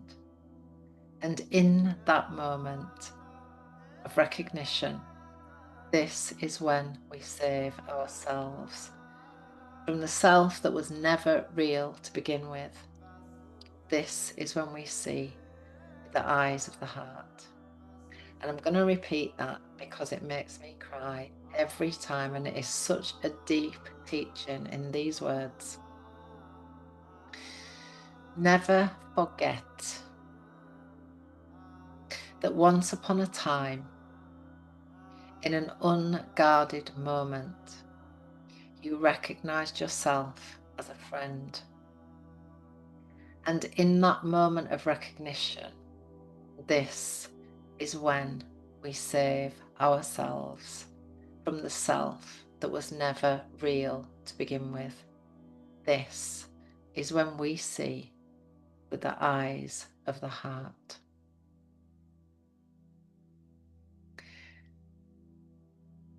So this is so beautiful. And if you meditate on this every day, it will change your life.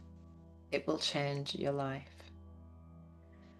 So we are going to be a friend to ourselves over the next few weeks. And we're going to remember this, because this is a remembering. This is a remembering. So yeah. So have a beautiful lunch. We've got an alarm going off at 3, apparently some sort of panic, crazy fucking thing. I don't even know what that is about. So go bury your phones in the garden. Put them as far away from you than you can.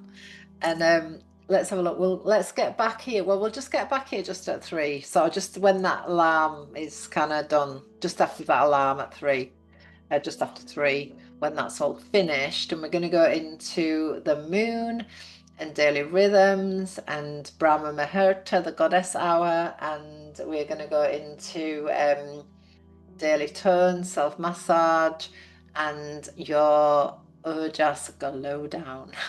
So have a lovely, nourishing, rasa-filled, unctuous lunch, and I shall see you really soon. Get your feet on the earth as well. Bye.